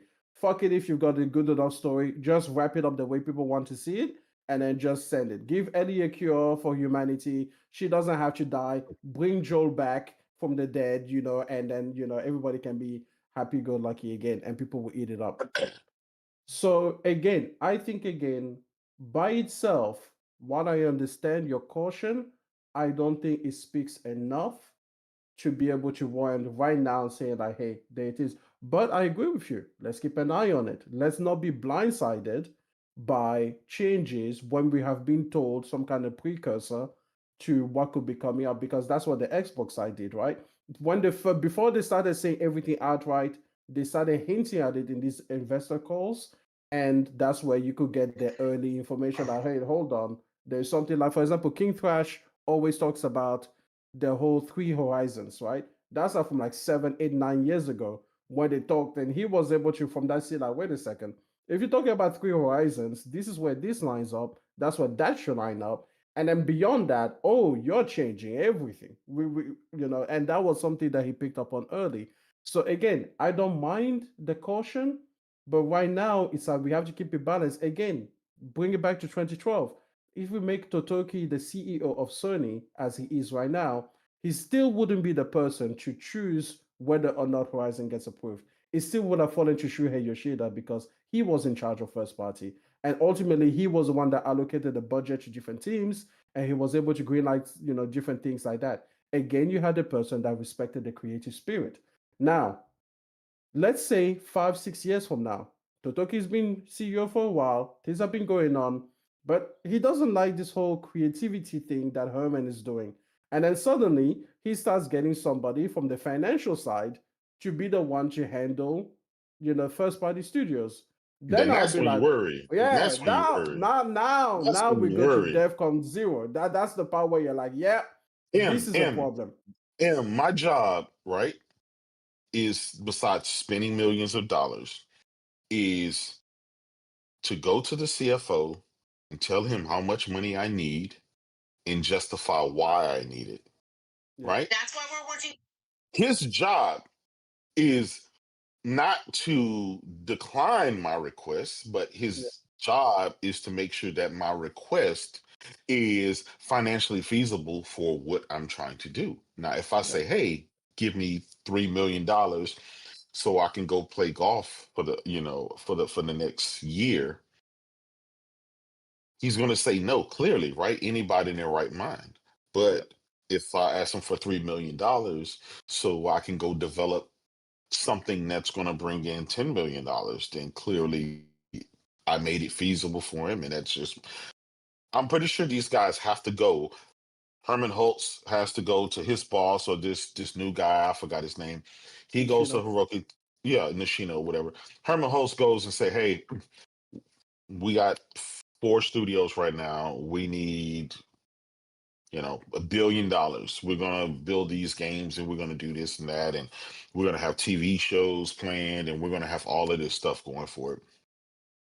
I'm pretty sure they're not going to, they're not the guys that's going to say, they get to the nitty gritty. Well, let me see this IP that you're making.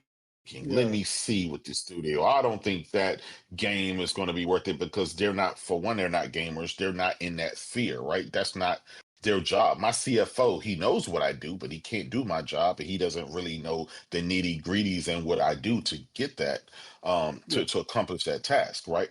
But his job is to, he's sitting on a pile of money. He has to dole it out, and it has to go, and it has to be not only logical, it has to be feasible, and it has to meet our end goals.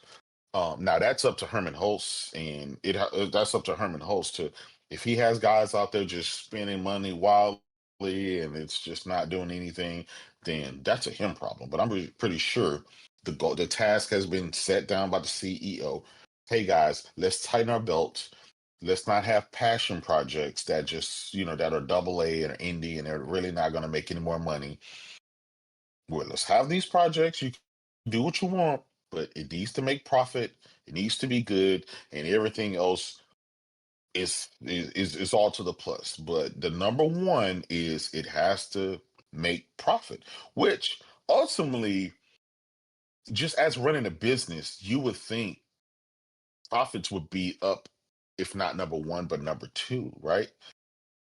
Was that not the case in the past? They were just making games and be like, we don't care if it makes profit? I'm pretty sure they wanted the shit to be successful. They probably think that, hey, this is not going to bring in the amount of money that Spider-Man is going to bring in, but we'll definitely break even and have some profit there. But it's not going to be the system seller, or it's not going to be the creme de la creme. I think that's what it is. And you have to look into the corporate speak of this stuff too, because sometimes we look into it and we take, you know, too much from it, or maybe not enough from it. And so I'm not saying I'd have any caution.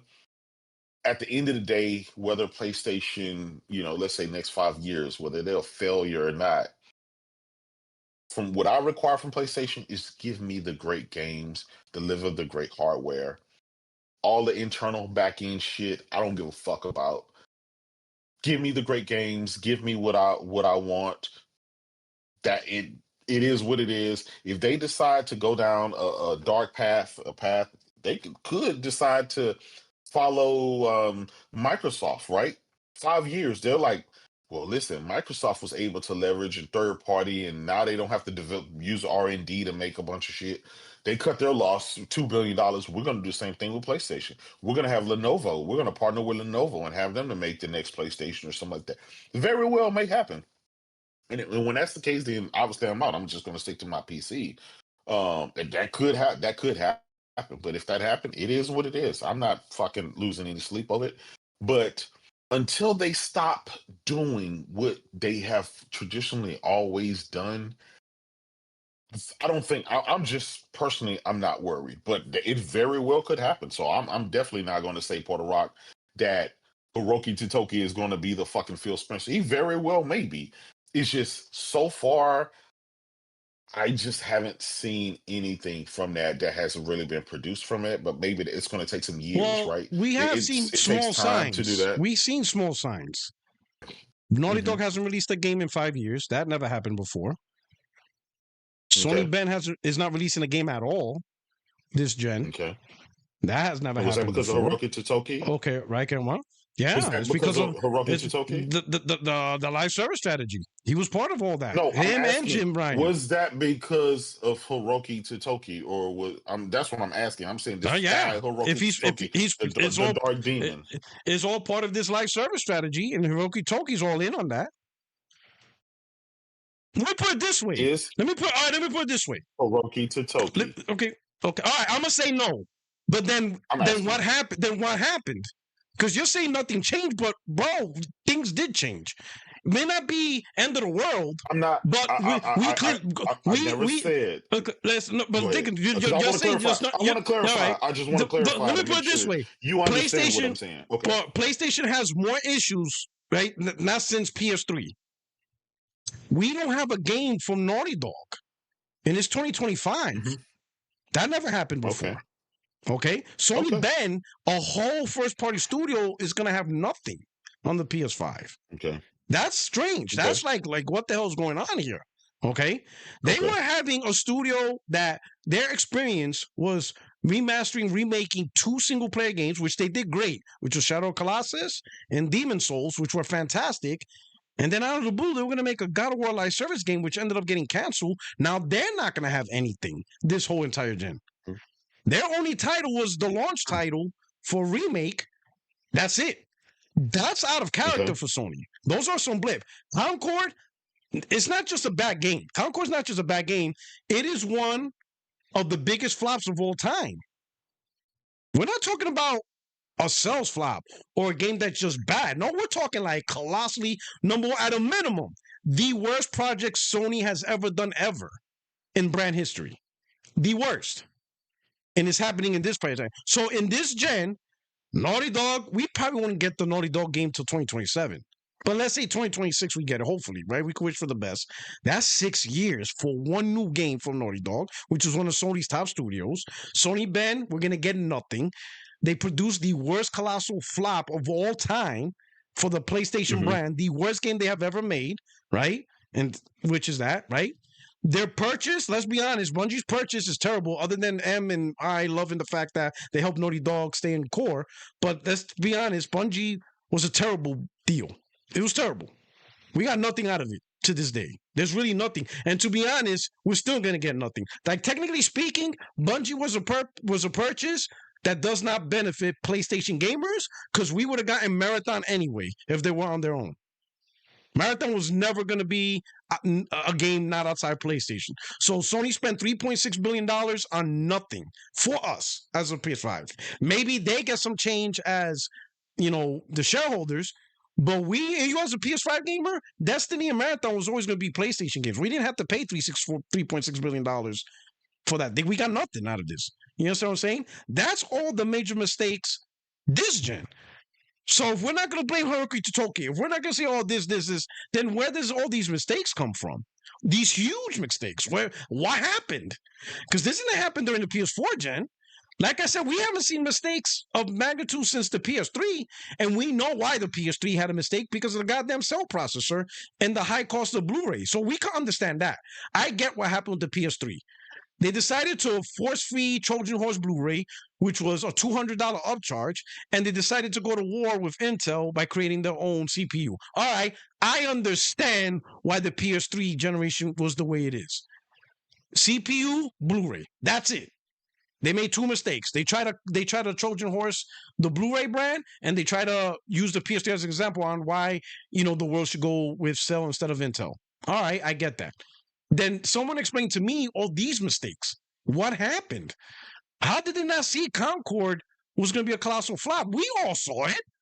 We ragged Microsoft for not seeing the Halo Infinite reveal, right? We all asked ourselves, how the fuck Microsoft not notice Craig and see this shit? This shit looks like shit. How did they not notice this? We could say the same thing with Concord. How did they not know? I saw it in 30 seconds, and Extreme, we both, I think we did it live. We both saw the game. Me and Extreme were like, oh shit, this shit's gonna flop bad. We saw it, right? So Concord's a flop. No Naughty Dog game for at least 6 years. Sony Ben, you might as well not even call him a studio. Like, who are you? Like, you're doing nothing this gen, right? And at best, Sucker Punch, 1 game. We at least get 1 game out of them. Gee, thanks. We got Yogo Sayota. Okay, cool. What happened? Here's the thing. Like, I what feel happened? Like, if it's not if it's not the exacts, and I'm exaggerating, cool. Then someone explain why all this shit happened. Then something happened that's causing all this. You know what happened? No, I don't know now. Because what is it? You know that. It was live service. Okay, who pushed it then? I don't know who pushed it. It was this exact same executives that are pushing for profit. That's what it is. So That is tell what it is. Jacob Like that. we don't Tell need, him that. we don't. All these problems from Listen, them. we don't need to pretend, that we don't know what. We know exactly what happened. What happened is that they saw Fortnite, they saw Apex Legends, they saw Warzone, they saw GTA Online, all during the PlayStation 4 generation. They've got the metrics, and then they're like, hold a second. These guys are making billions of dollars off of our gamers, off of our platform. Yes, we get a cut of that. That's very nice. But you know what would be even nicer? If we got more of a cut of that. How about we get all of it? How about we get the whole cake and eat it too? And on top of that, we still get their slices because that's what they try to do. So they drove themselves into this super competitive arena. And again, I don't blame them for it, but it is a natural consequence, of what has happened. So what has happened is a natural consequence of that fact. They wanted to get into live service and they were ahead of the competition already. And they said, if we're going to give this a go, especially remember with 2020 and all the investors being super excited about the way that video gaming was just on a massive drive, right? Even During Sean COVID. Layden talked about this. Yeah. Everybody thought for some reason that this drive would be everlasting, evergreen. Perpetual. They were like, hold on, if it's 2020 to 2021, oh my God, so much increase. 21, 2022, so much increase. They were like, what about 23? What about 24, 25? Let's get in on this now and create these billion-dollar franchises because everybody's going to be converted to gamers, not asking themselves, wait a second, what is the impetus for this drive? Oh, it's the pandemic. What happens when the pandemic is over? Because ideally, we want this shit to be over. But super, super wealthy people quite often prepare themselves for doomsday scenarios. So for them, it was a profit-driven time. It was great for business. So they never wanted it to end. If it was up to them, we'll still be in the pandemic lockdowns today. And that's what they bet on. That's what they bet on. Because guess what? I bet you, had the pandemic stayed, Concord wouldn't have flopped. Guess why? Because there would have been more gamers that were desperate for something new, and it would have found an audience. Oh yeah, 100%. That's what they were betting on. So when people say, "Oh, why did they bet on 12 live service games?" That's because the money was just too good. It was right there. It's like you're an apprentice. You are an apprentice, right? Listen, you go to the religious house of your choice, and they say, "Listen, you need a vow of chastity." So you sign it right there. But then there's a nun, and she's got that great ass. The one that you can see through That's the clothing. sacrilegious, dog. You going to hell. Yeah. This guy's And she's sexualizing just nuns. there- Oh she's man, just this is there on I the just lost all altar, my Christian and she's subscribers. wide Listen. open. And she's like, hey, come get some. Nah, And dog, you're we're just not condoning thinking, that. I Nah, we're not doing promise- that. Listen, I to my chat, to promise my Christians out there, to this is have heresy. chastity, He's a heretic. But He's a heretic. I do it's not right there. listen. Hey, I would you say I'm rebuke a you in the heretic name of prophet? Jesus. You are Hey, rebuked I'm a heretic in the name of prophet. Jesus. You are rebuked in the name of Jesus. We rebuke you. Right? Those are the songs of the devil. We will not listen to you. We are not listening to you. No, I'm not checking your Live DM service either because games you in are. Those are 2020 songs of the devil. were We're not. We those- rebuke you in the name of were Jesus. those- We're not were doing this. those nuns This guy's just sexualizing spread nuns. on that altar, No. and they were like, "Hey, This listen, guy's terrible. You want to be baptized in the waters Oh of the hell Christ? nah. I got waters for you." I just So- this Hold guy. on, check, This check, guy. check the 60 But- frame. Check the What's this? DM. What's this? You may When they want to put that on the realize- screen. It's hilarious. What the? Oh man, what did he do? Oh, this is fun. You gotta Oh, what play the it. hell is J-Dub this? sent a gift. No, J-Dub is sent a this? gift.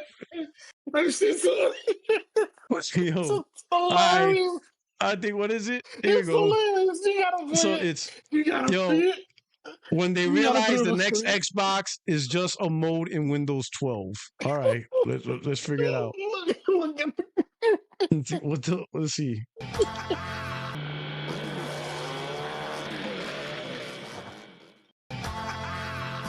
All right. So now it's what, part 2? Okay, so part 2 like goes all right. So that's part 1. So this is what, part 2? Wait a minute. What's so funny about this? No, it was the same thing. Oh,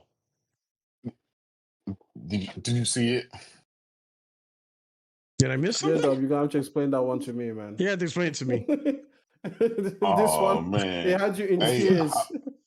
Oh man. Like, yo, you were in tears. I'm like, yo, Dude. like, I don't know. I don't know. I didn't find it funny. All I heard him was saying goodbye. I'm like, all right, he's riding a motorcycle. I don't know. Maybe I don't know what's. I don't know. I don't get a chat. I'm gonna put on American humor. You can figure that out. No, I guess it's the Puerto Rican. I think the Puerto Rican in me is inhibiting the humor. I don't know. No, you figure that out. You're American. Oh man, they had you in that parade. He said that's American humor. I don't know. Listen, that's the army, dog. You're from Australia. That's the army. Well, yeah, let's talk about that's the army, dog. I told y'all. Listen, that's the army birthday. Our birthday's in November. That parade has nothing to do with us. Oh, you're getting your own parade. No, we're not. No. Oh, yeah. Listen, if we do the parade though, we do it right. Listen, if we do a parade though, you best believe our shit is sharp. Let's not play. Right. That I don't know what the. I don't know. Listen, let me tell you something. No. Now, fuck video games. Let me tell you. I don't know about Navy. But I'm gonna tell you us, right? Let me tell you something. Wait, hold on. Isn't the Marine related to the Navy? No. So we fall under the Department of the Navy, which is civilian organization, man. Under the Department of Navy, there's two services: the Navy and the Marine Corps. So the services, Navy, Marine Corps, we're for it, right? We follow. Well, we use the Navy budget. Okay. So the best way I can explain it. So this is the best way I can explain it. So imagine a department store, right? And you got different departments. So you go in the elevator, you're gonna hit a floor. When you hit the Marine floor, that's the men's department. Right. And when you hit the Navy's floor, that's there. That's not the men's department. Oh, that's it. That's what you're saying. Yeah, we're the men's department of this store. Okay, fair enough. Fair enough. All right. Listen, but listen. I don't know if yeah. Don't finish that analogy. I don't want to know what the other floors are taking me to. Well, you know what the Army floor is taking you to. Let me tell you something. Let me tell you something, right? Listen. When we do parades, when we do shit, this is us right here, all right? Don't get shit twisted, all right? Don't get shit twisted. This is the us Marines right here. Before you represent 7 decades of marching and rifle drill precision. Look how crisp. Premiering at Marine Barracks, Washington, D.C. during the Sunset Parades of 1948. Look at the haircuts. These Marines performed their precision drill in numerous public appearances throughout the United States and abroad for hundreds of thousands of spectators each year. In addition, they represent the Marine Corps at numerous ceremonies in the national capital area, honoring visiting dignitaries and heads of state. Not even a smile. Comprised They're not of cracking no smiles. We ain't got time to smile. The silent Our drill smiles are platoon broken. executes its drill We even sequence got the without one black Marine in cadence the or middle. verbal Look at command. that diversity. The DEI. M1 rifles they carry Look at with that. fixed bayonets weigh in excess of 10 1/2 pounds. Look at that. Woo! Representing Marines around the world, the silent drill platoon demonstrates the finest in Marine professionalism, not one damn stain discipline, on that uniform, and esprit de corps. Now, well, look at that. Woo! The platoon commander is Captain Evan Campbell from San Antonio, Texas. Not a single smile. Nobody The smiling. platoon rifle inspector is Corporal Jose Soto of Los Angeles, California. Ladies and gentlemen, Marine Barracks, Washington, D.C. proudly presents the United States Marine Corps Silent Drill Platoon. Look at it. Woo! Look at that. You need to wear shades. Look how crisp they look. Man, the president looks at this. He's like, man, I should have just called the Marines. Like, what the hell was I thinking? Yeah, we're going to watch this for a while. Oh, my God. You ever seen this? M Extreme? This is America right here. Look at that. We're walking on grass, but not one stain. We're repellent.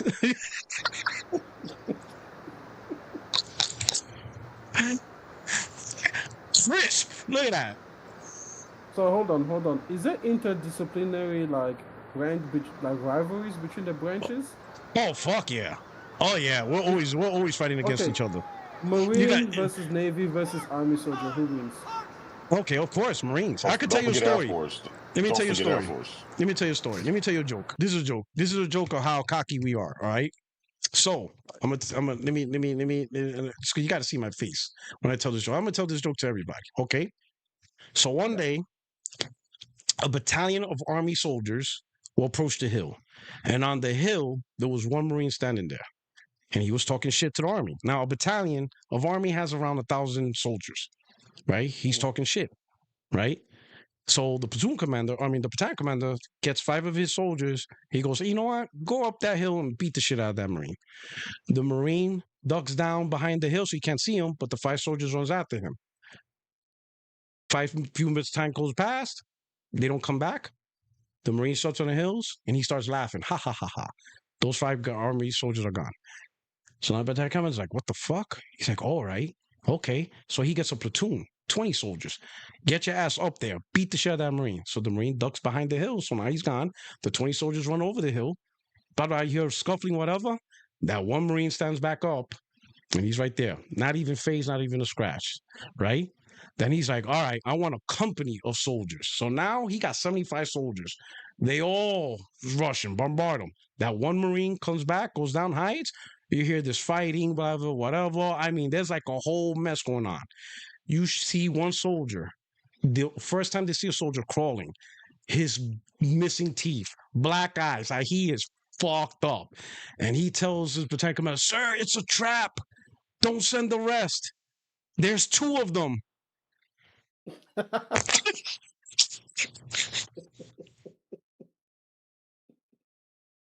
You're that's stupid for that one.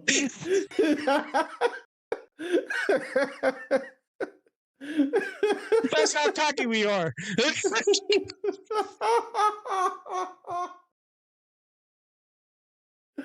Oh. Oh. You know when I got extreme laughing, he's like, "This is the stupidest." He's like, "That's the stupidest joke."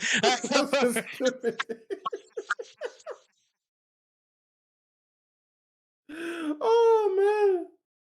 Oh, I had some army buddies and family. When I told them that joke, they're like, "Shut the fuck up."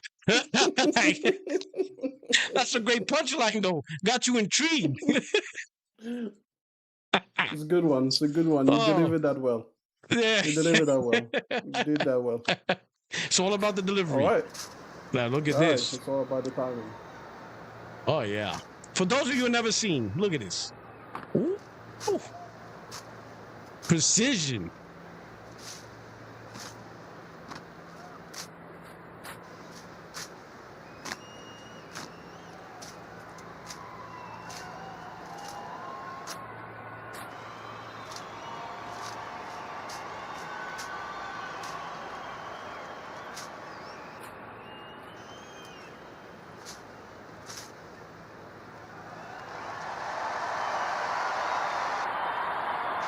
And one guy has his hat cocked and notice he stayed disciplined.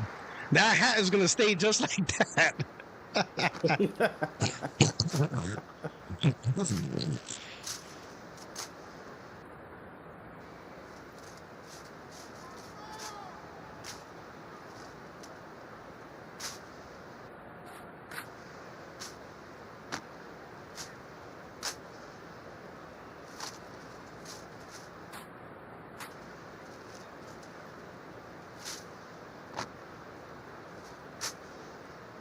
Man, this was the army. They'll be bleeding all over the floor right about now. they would have chopped their ear offs by now. Y'all would have been like, "Is that supposed to happen? Were they supposed to get stabbed?"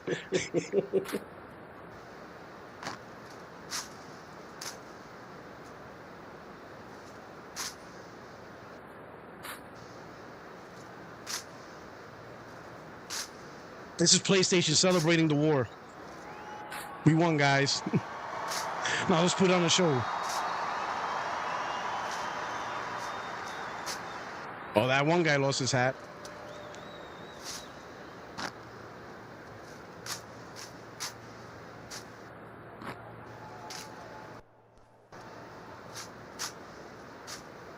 If I had 2 daggers, basically, swinging around my ears, I would use my hat too.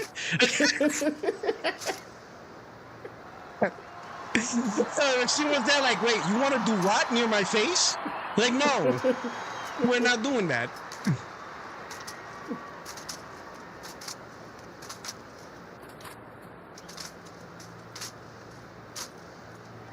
Not gonna lie, that's just impressive.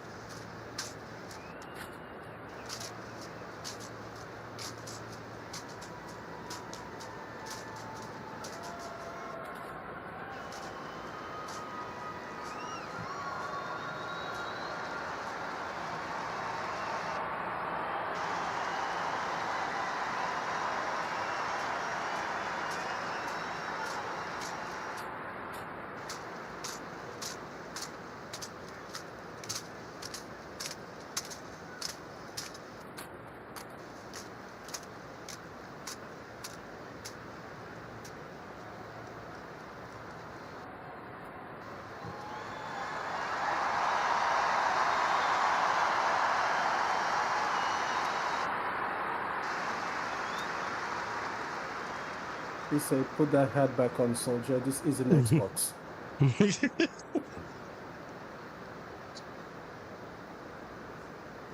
We are not going to convince the people that you're supposed to be hatless. Oh, I think this is the inspection now. This is the inspection phase.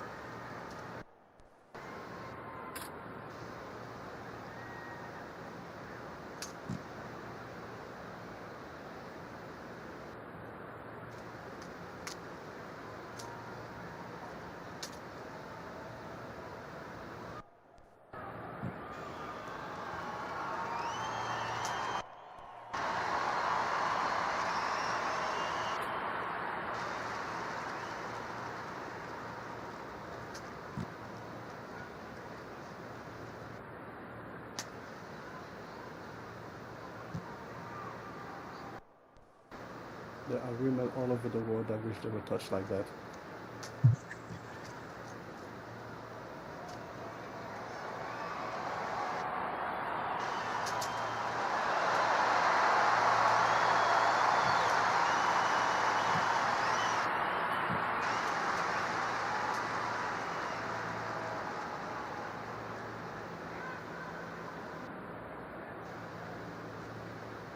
I said in the chat, these guys look good. I'm gonna watch A Few Good Men tomorrow. Hey, Fabros, if you really want to watch a good Marine movie, also watch Heartbreak Ridge with Clint Eastwood. That's a good Marine movie. He played a typical gunny.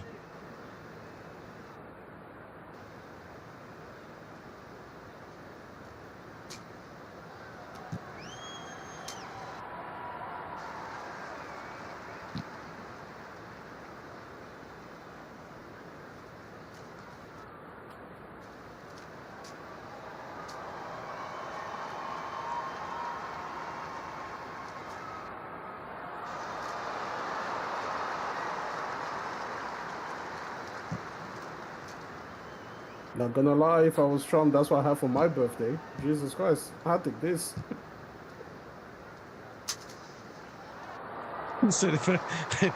He's probably thinking, how come I didn't get this?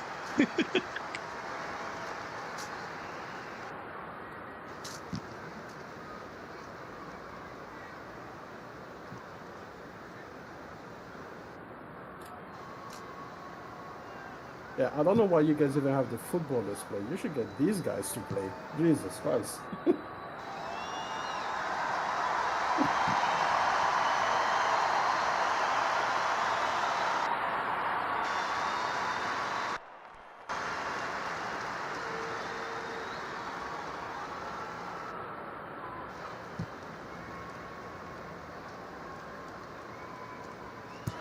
Ladies and gentlemen, the United States Marine Corps Silent Drill Platoon.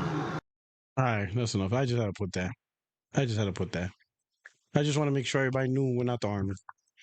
That shit with the Army. All right. So there was one video I saw with the Army in the parade. Oh, this made me laugh because literally it's like a trope. They had like an old Army tank but there was Yeah. hardly anybody in the crowd, and all you heard was the squeaking from the tank. It's going down the street.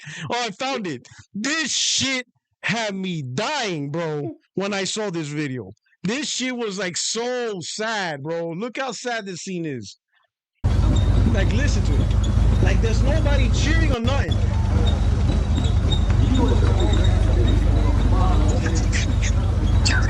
All you hear is the squeaks.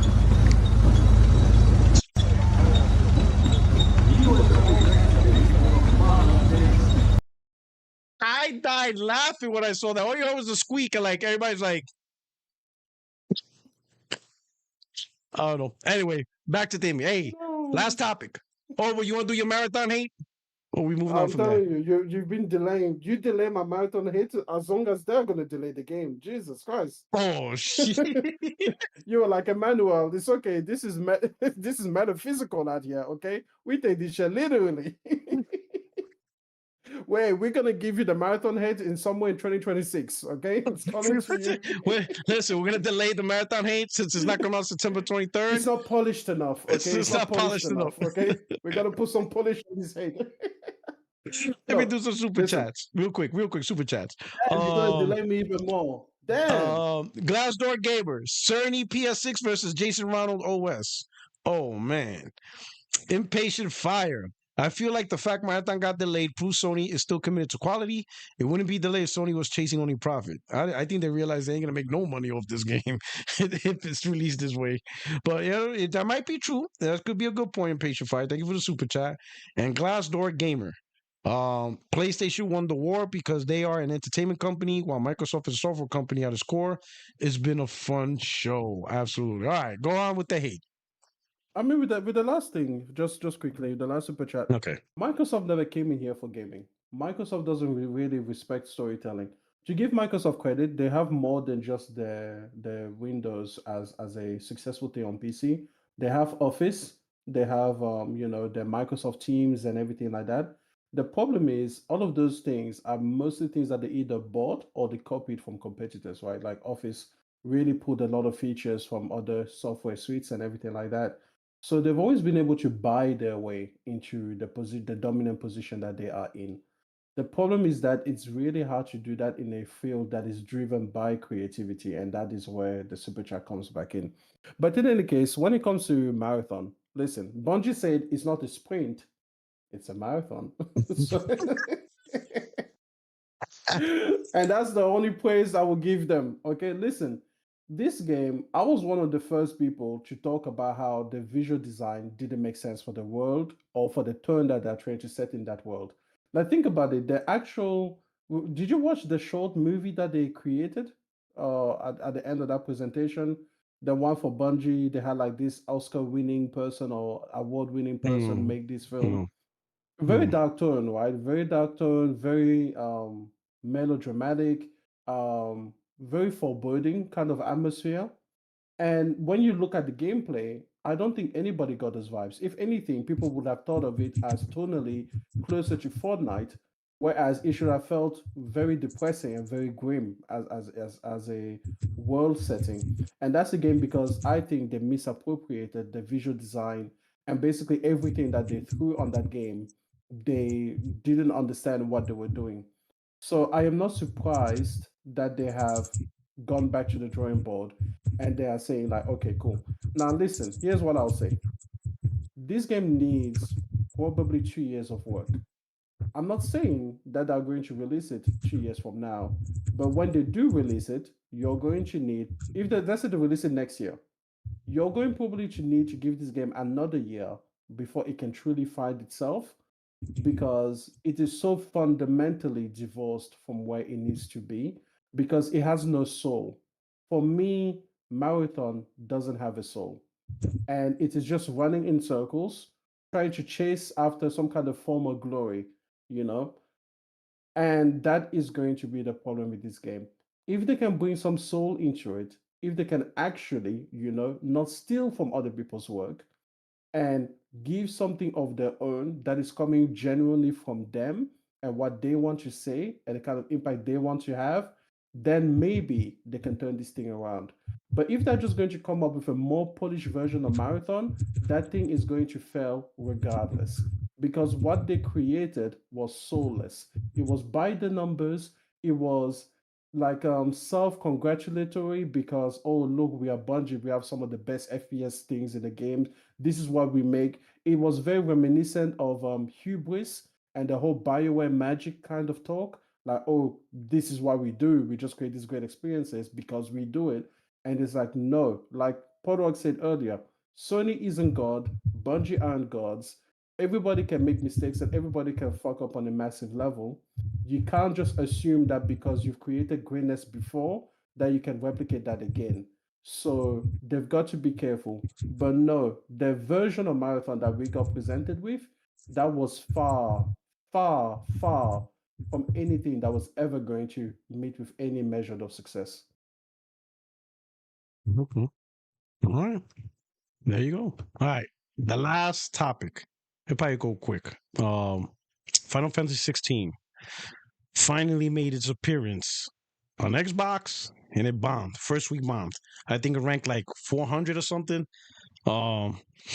Pretty much, once again, an example of Xbox not really interested in Final Fantasy games, and then also probably compounded with a culture of Game Pass gamers, since it's not day one on Game Pass, right? So, was not surprised. I'm not shocked that the game bombed. I mean, even when the games were, I mean, number one excuse that they're saying is, oh, because it's not day and date, Xbox is not gonna like sloppy seconds, all that bullshit. I'm like, well, for one, Final Fantasy 15 was day and date, and only 10% of the sales came from Xbox. So so that's not really an excuse, right? I think the main excuse is number one, you guys, they don't really like Final Fantasy because Crisis Core was day one on Xbox. They didn't buy that, right? So there are Square Enix games that was day one, they didn't buy. Final Fantasy 16 on Xbox One, they didn't buy. And now that they nurtured a Game Pass culture, they definitely not going to buy. Like, why would they buy? I mean, unless it's a really big game like Grand Theft Auto, right? Yeah.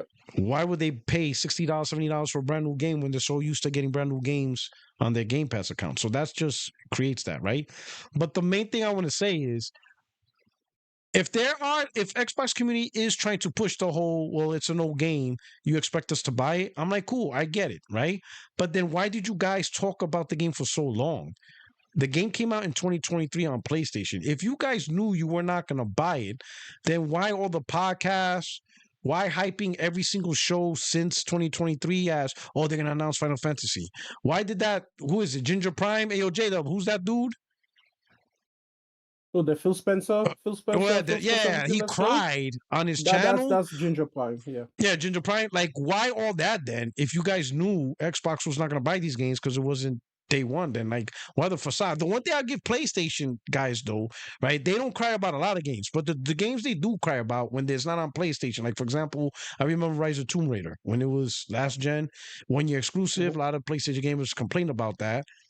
When it finally came to PlayStation, they bought it. So they actually port begged, complained, cried, fanboy, call it what you want. But when the game did show up, they bought it, right? Look at Space Marine Remaster. It's not on PlayStation 5, the remaster. I'm guessing because it's a PS3 game and Sega probably didn't want to remaster a PS3 game. Maybe more challenging, more expensive, whatever. But you didn't hear so much of an outcry from the PlayStation community. I saw a few things right here. Mostly Xbox guys talking shit that PlayStation gamers don't get this, but most PlayStation gamers didn't react. They didn't react because they weren't going to buy it. They weren't going to play it. So whatever. That's why you didn't see. That's why the shit talking died off like a day. It didn't last because the PlayStation gamers didn't get involved in it. They didn't really care about Space Marine 1 remaster. So that means they were never going to buy it, so they didn't care. So I'm thinking with Final Fantasy 16, why all this energy since 2023, and you were never going to buy the game anyway? My guess, it wasn't about them buying the game. It was about them. They wanted a game off the list that makes PlayStation look good and Xbox looks bad. That's really all it is. I mean, they don't really care. What they wanted, what they wanted was Square Enix to reject PlayStation and be like, exclusivity is bad and multi-platform is the way, because that validates what Xbox is doing. But they fucked up. That's really what they want. Yeah, but they fucked it up. That's what they want. If Yeah. anything, Square Enix gonna be like, wait a fucking minute, what was all this for? But listen, Square Enix should have been on this. This is on Square because here's the thing: the one that you were talking about that Ginger Prime lost his head over, that was Final Fantasy 14, and that one actually kind of makes more sense to me because that's an ever evolving MMORPG. So you can understand why a person would cheer on for that game a lot, even though he cheered for Phil Spencer. But he said later that he was actually cheering on for the game. So let's take him at live value. But the thing is that Final Fantasy 14 is ever evolving and ever changing, and once it's on your platform, you know you're gonna get the updates and everything like that. Final Fantasy, like you said, 15 came and went, didn't really do much, but that was back in the days before Game Pass, so you actually got 10% of the sale, which right now Square Enix wishes it got 10% of the PlayStation sales, right? Then you have Final Fantasy Crisis Core. To be fair, even most PlayStation gamers didn't really care too much about Crisis Core. I think it was just like the whole Final Fantasy 7 thing being dragged out again, because they had the Yuffie DLC, and then they created yet another game that was supposed to kind of like be in between this game and that thing. Okay, fair enough. Now the big one is going to be Final Fantasy 7 remake. When the remake finally, because if they were crying for 16, that is that is nothing compared to the ocean levels of tears that have gone over FF7R, the first one, I guess. But yeah, Final Fantasy 7 remake is going to be the moment where Square is going to be like, oh, you guys really don't like us. Like that is the moment when it is going to be definitely defined. And you know what? Good for it. This whole notion that what is it? The Xbox fan base would have somehow prevented some level of disapproval or disappointment with the Final Fantasy sales in general on PlayStation or on PC as well. That was always unfounded. And if I were Square, I will use this as a moment to understand that there is no point porting my game to Xbox. Make it on PlayStation, port it to PC, whether that is day and date or whether that is later down the line, but that is your market. If you're going to go after anybody else, get the game working on the Switch. And those are going to be the places where you're going to find a good return on investment. Xbox just isn't it. There are not many gamers on that platform that want to pay outright anymore. There are not many of those that want to pay for JRPGs anymore. And that's just it. It's just part of their culture. That's what it is now. Yeah. I guess, yeah. So now I think that's, yeah. I don't think there's much to say on that one. I knew it was gonna flop, but funny enough, it flopped so bad. Square Enix is gonna have to be like, is it really should just be PC and PlayStation day one, and not even worry about Xbox? Because in Switch, I would say Switch probably will be better for them, and they just skip Xbox altogether because they're not buying the games. But I mean, even on PC, it didn't sell that much. Like when you compare to the the whole attach the rate, Western thing. Yeah. Like no, like listen, Final Fantasy is a PlayStation adjacent property. You're going to get, I would say, 70% of your sales on the PlayStation platform. Forget about Xbox. Like we said, I would say PlayStation and Switch. You don't even have to go PC, to be honest.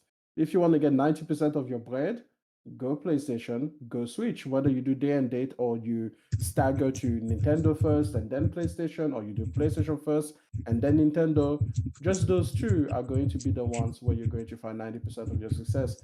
And I'm sorry, but Final Fantasy isn't going to break into like the mainstream PC or Xbox markets. It's not doing it. Okay, it has its own identity. That they don't want your shit.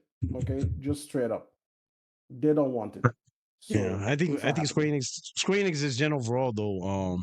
I say from the technical, I always complain about the technical side. Yeah, on the technical side, they're always making games that they need to fix 5-6 months after release for frame rates, graphics. I'm like, man, this ain't the Square Enix I remember when their games were like some of the top examples in the industry. Graphically, the gameplay's still good. They got that, but it kind of like all the issues with the graphics and performance. I'm like, man, everything. But yeah. You know, Yeah. they got to get their technical proficiency up.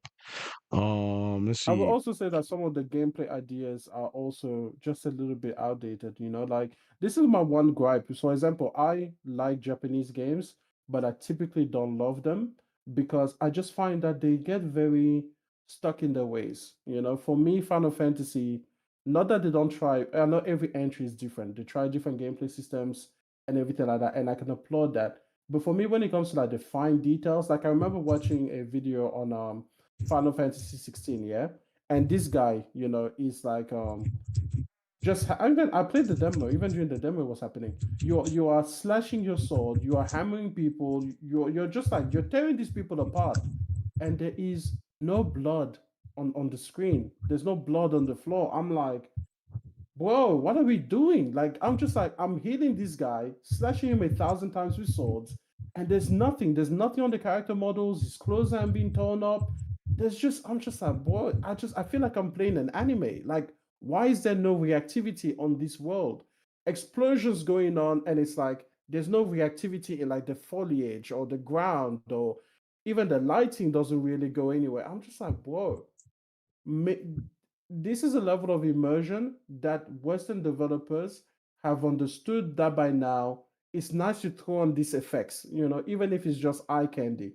It's nice to throw this on because it just increases the immersion factor, I think. So for me, I like bloody games, I like gory games. If I stab you through with a sword, I want that thing to come out bloody, not looking as if I just put it through a freaking clothes dryer and it's just looking as shiny like I just put finish on it.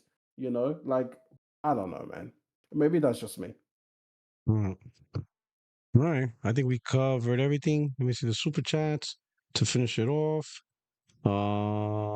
Gordo P23.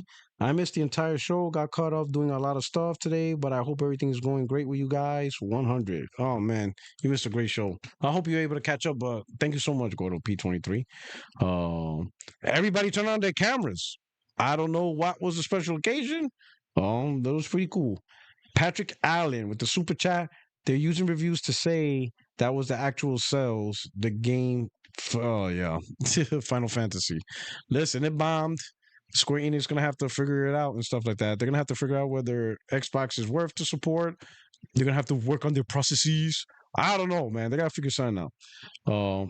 But Final Fantasy 16 was a good game. I understand it was vastly different than the previous one, so I can understand that. And Final Fantasy Rebirth was amazing too, so I get it. I would like a blend. I'll be honest, I don't know if you played both games, but I would like a blend of Final Fantasy 16 and 7. The thing about Final Fantasy 16, it was individual based. Like you only really controlled one guy versus a team that you're used to. Final Fantasy 7 and Rebirth, you control a team, but they still have like the time limit, battle system, ATV battle system. What I liked about Rebirth, because it was more Devil May Cry-ish, you had a freedom of doing all these amazing attacks. You could combo attacks. You could do multiple moves that combined attacks. I mean, I was having fun with the attacks. The only thing I was missing, it was just him. I wish I had two more players that I can interchange like Final Fantasy 7, yeah.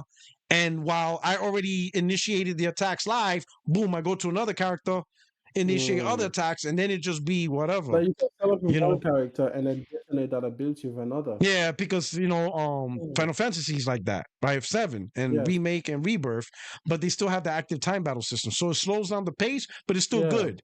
But what you would call it, 16, all the attacks are live. There's no time attack. There's no turn base. It's like Devil May Cry.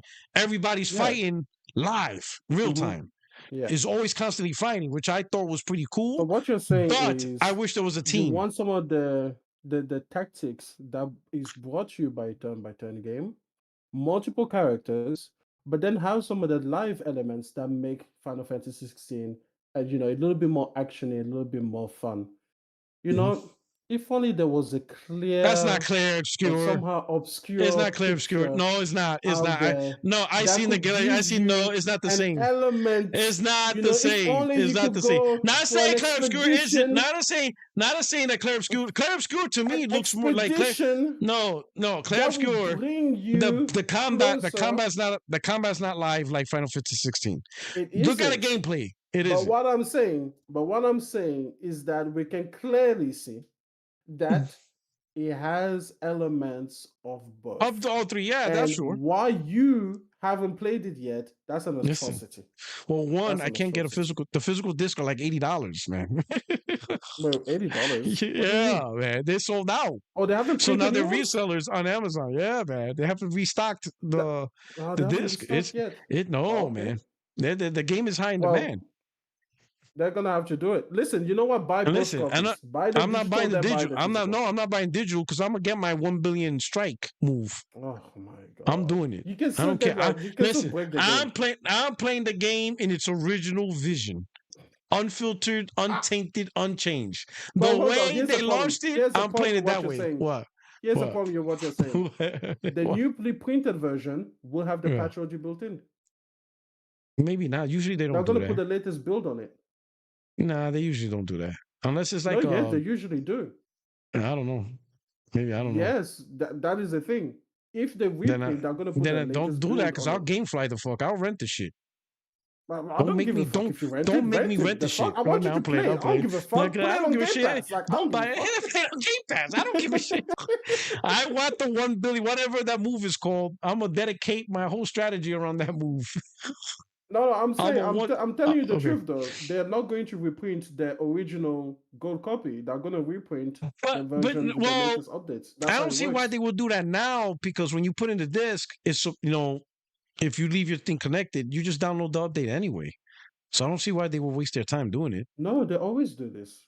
Like if you go and buy, for example, if you buy like a Horizon Forbidden West copy, 6 months down the line, you're not getting the same base version that you got in the original disc. It's always Really? the updated one. Yeah. I didn't know that. So either buy the $80 versions on eBay, which is what you have shit. now. Which is get it now? You know, before people realize that the new versions don't have the old version, and then those ones go up even in price further because people are like, oh, this is the original breakable build or whatever. Okay. So yeah, buy it for $80 or game fight or do whatever the fuck you have to do. Do I what just you want gotta to do. Just game. play.